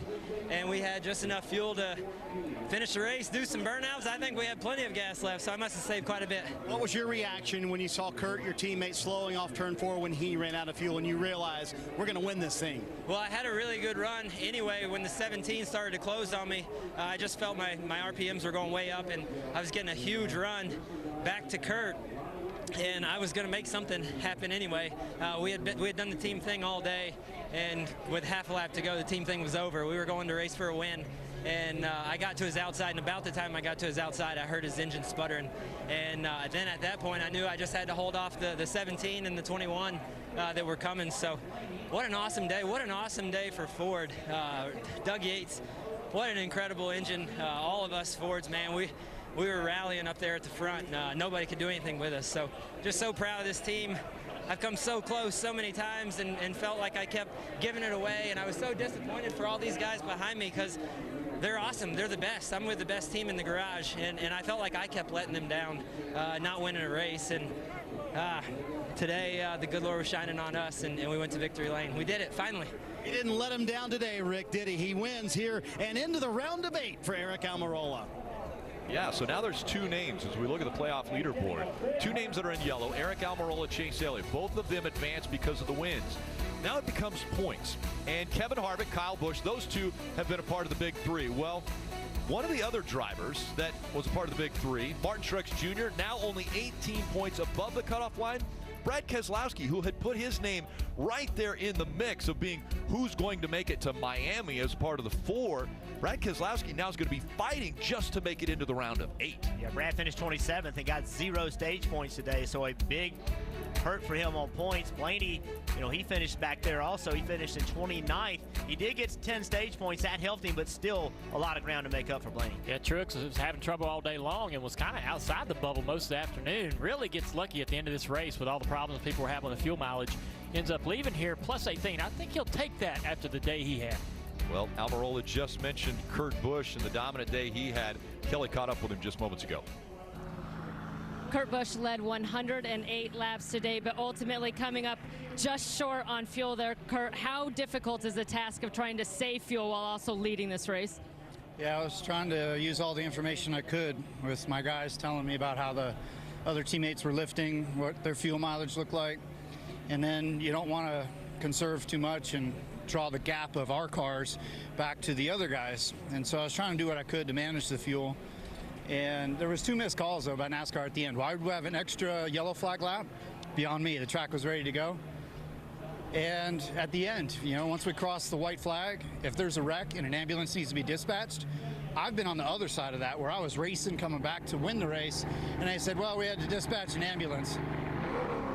There was 2 cars dead in the water down there. Chase Elliott's safety is of my concern, and so was the 32 car. And so it's a human call. There's rules that need to be stricter at the end of these races, but man, what a monster Ford. Led a lot of laps. I tried to stay positive. I said, there's going to be restarts at the end. We need to save fuel. I did everything I could in my power on my checklist. Just got to thank Doug Yates for the power to lead all these laps today. It's a very different Talladega for me. And I really enjoyed leading the race, working with my teammates. I'm really happy that Stewart Haas car won. But the 4 of us, I've never seen so much synergy. And we knew we were going to have to race when we got to Kansas. It would have been nice to have the win. We're here to win. That's what Monster Energy wants. Thanks to those guys. That's what Gene Haas wants. Thanks to Gene, Tony Stewart, everybody. But there was 2 human element calls there at the end. I don't know why we ran an extra lap under yellow and why there wasn't the yellow for a dispatch of an ambulance. Impressive teamwork there for sure. You talk about Kansas, 30 points going in there. How comfortable does that make you headed to that track? Yeah, that's good stuff. We had 21 coming into this, and if you can bank 9 and get the heck out of Talladega, sounds good. So I'm headed home. Yeah, I think NASCAR will give him all the reasons he wants for those 2 problems, that extra yellow I've been in situations like that too, where you're wondering why they're doing what they're doing, and they'll give him reasons if he wants them. Yeah, and NASCAR wants to get them going back green as quickly as they can. There's a reason they didn't throw the green sooner. And as far as not throwing the caution and letting the race end, you know, Kurt's right. That's something they've not done in the past, but it's also something that has been an issue. And NASCAR has said, okay, we're going to try to address it. If we can get a finish under checkered, that's what we want to do. It is not consistent with what NASCAR has done, but it is what NASCAR said they were going to try to do. And that's what the fans want. The fans want to see these cars racing all the way back to that checkered flag. What we saw today. Ultimately, Aric Almirola loves exactly how it played out, because he's celebrating once again in the Monster Energy Cup Series, winning at Talladega. That's a great high five.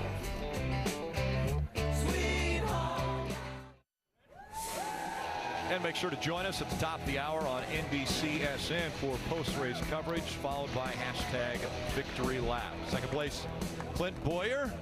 Got to be fairly happy about his finish. Let's find out. He's with Dave.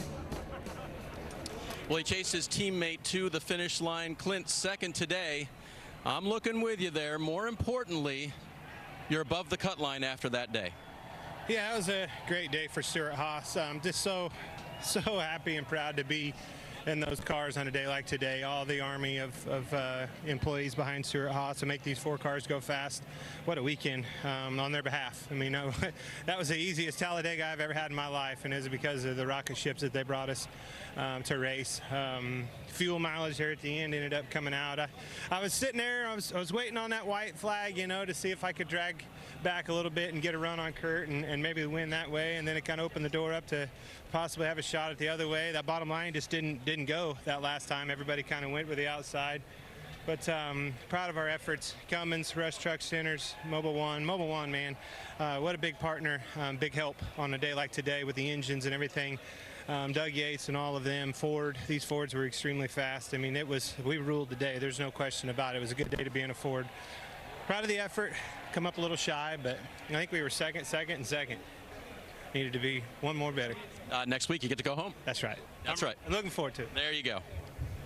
Back to Kansas for Clint Boyer. That'll be the next race. And are we seeing a new Talladega style racing? I mean, it was an organization that really worked together and dominated this race and ended up winning. Well, it won't be like that next year, because we're going to go to some new rules, and I think that will affect a lot of the teams, especially SHR as well. So we'll learn next year when we come back here to Talladega just how that has changed things. But I'm really floored by how strong they were, and also how disciplined they were to stay in line and work together all day long. I mean, they did it on restarts. They worked and helped each other get all the way to the end of those stages and gain as many stage points as they all possibly could. And it's just been incredible to watch all day long how they dominated this race. Their strength on this weekend will make every team look at what they're going to have to do going to the Daytona 500, because they completely dominated. We heard, you know, they're not going to be able to handle well enough. They're not going to have the drive they need, and they did. They consistently found themselves in the front. Other teams are going to have to go to work. They're going to have to find a way to match this speed.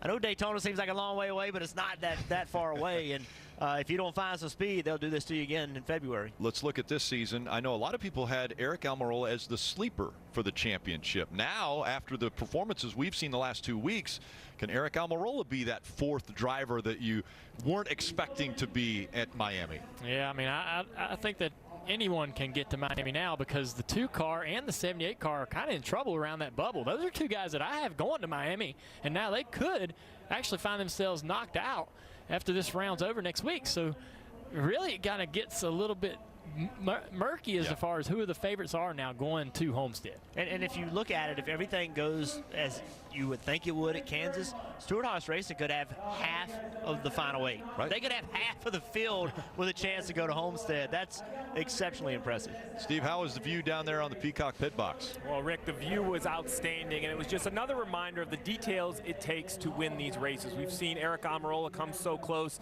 the Daytona 500, or just last week at Dover. Today, Stuart Haas Racing somewhat redefined restrictor plate racing by dominating, but in the end, it took 4 shots to win the race. 2 didn't make it on fuel, 2 did. Those 2 finished 1-2. Much like you guys said, we're going to see different racing when we come back here next year, but I think Stuart Haas Racing really set a tone for the playoffs. As Jeff mentioned, they could have 4 of 8 in that next round. I think that would be crazy. But how about Eric Almirola? It just proves time and time again you have to put yourself in position. It's hard to win from 5th or from 10th, but race in and race out, this 10 car steadily improved. We knew he would eventually get to victory lane. We weren't sure it would be today at Talladega, but in the end, all the details added up. He had enough fuel and drove a great race. He sure did. And I would be remiss if I didn't mention that this is the end of an era. The 500th Cup race for our director, Mike Wells. 4 decades of delivering NASCAR to the millions of fans. He has set the standard for how racing is shown on TV. He's the best that has ever sat in the director's chair. So, Mike, I want to say we're going to snap our fingers out of respect for you sharing your talent with us. Mike Wells, thank you for all that you've done for NASCAR and this sport. And we see the celebration is going on. Eric Almirola, already he's on the cell phone. He's got people he wants to talk to about this celebration. But what a day it was for Stewart-Haas Racing and for Eric Almirola. They worked it perfectly. They were organized on the restarts. They were able to stay out of any of the problems that took place. And Eric Almirola gets the win. Join us next Sunday on NBC for an elimination race in NASCAR playoffs from Kansas Speedway. Coming up next, your local news, except on the West Coast. Congratulations, Eric Almirola.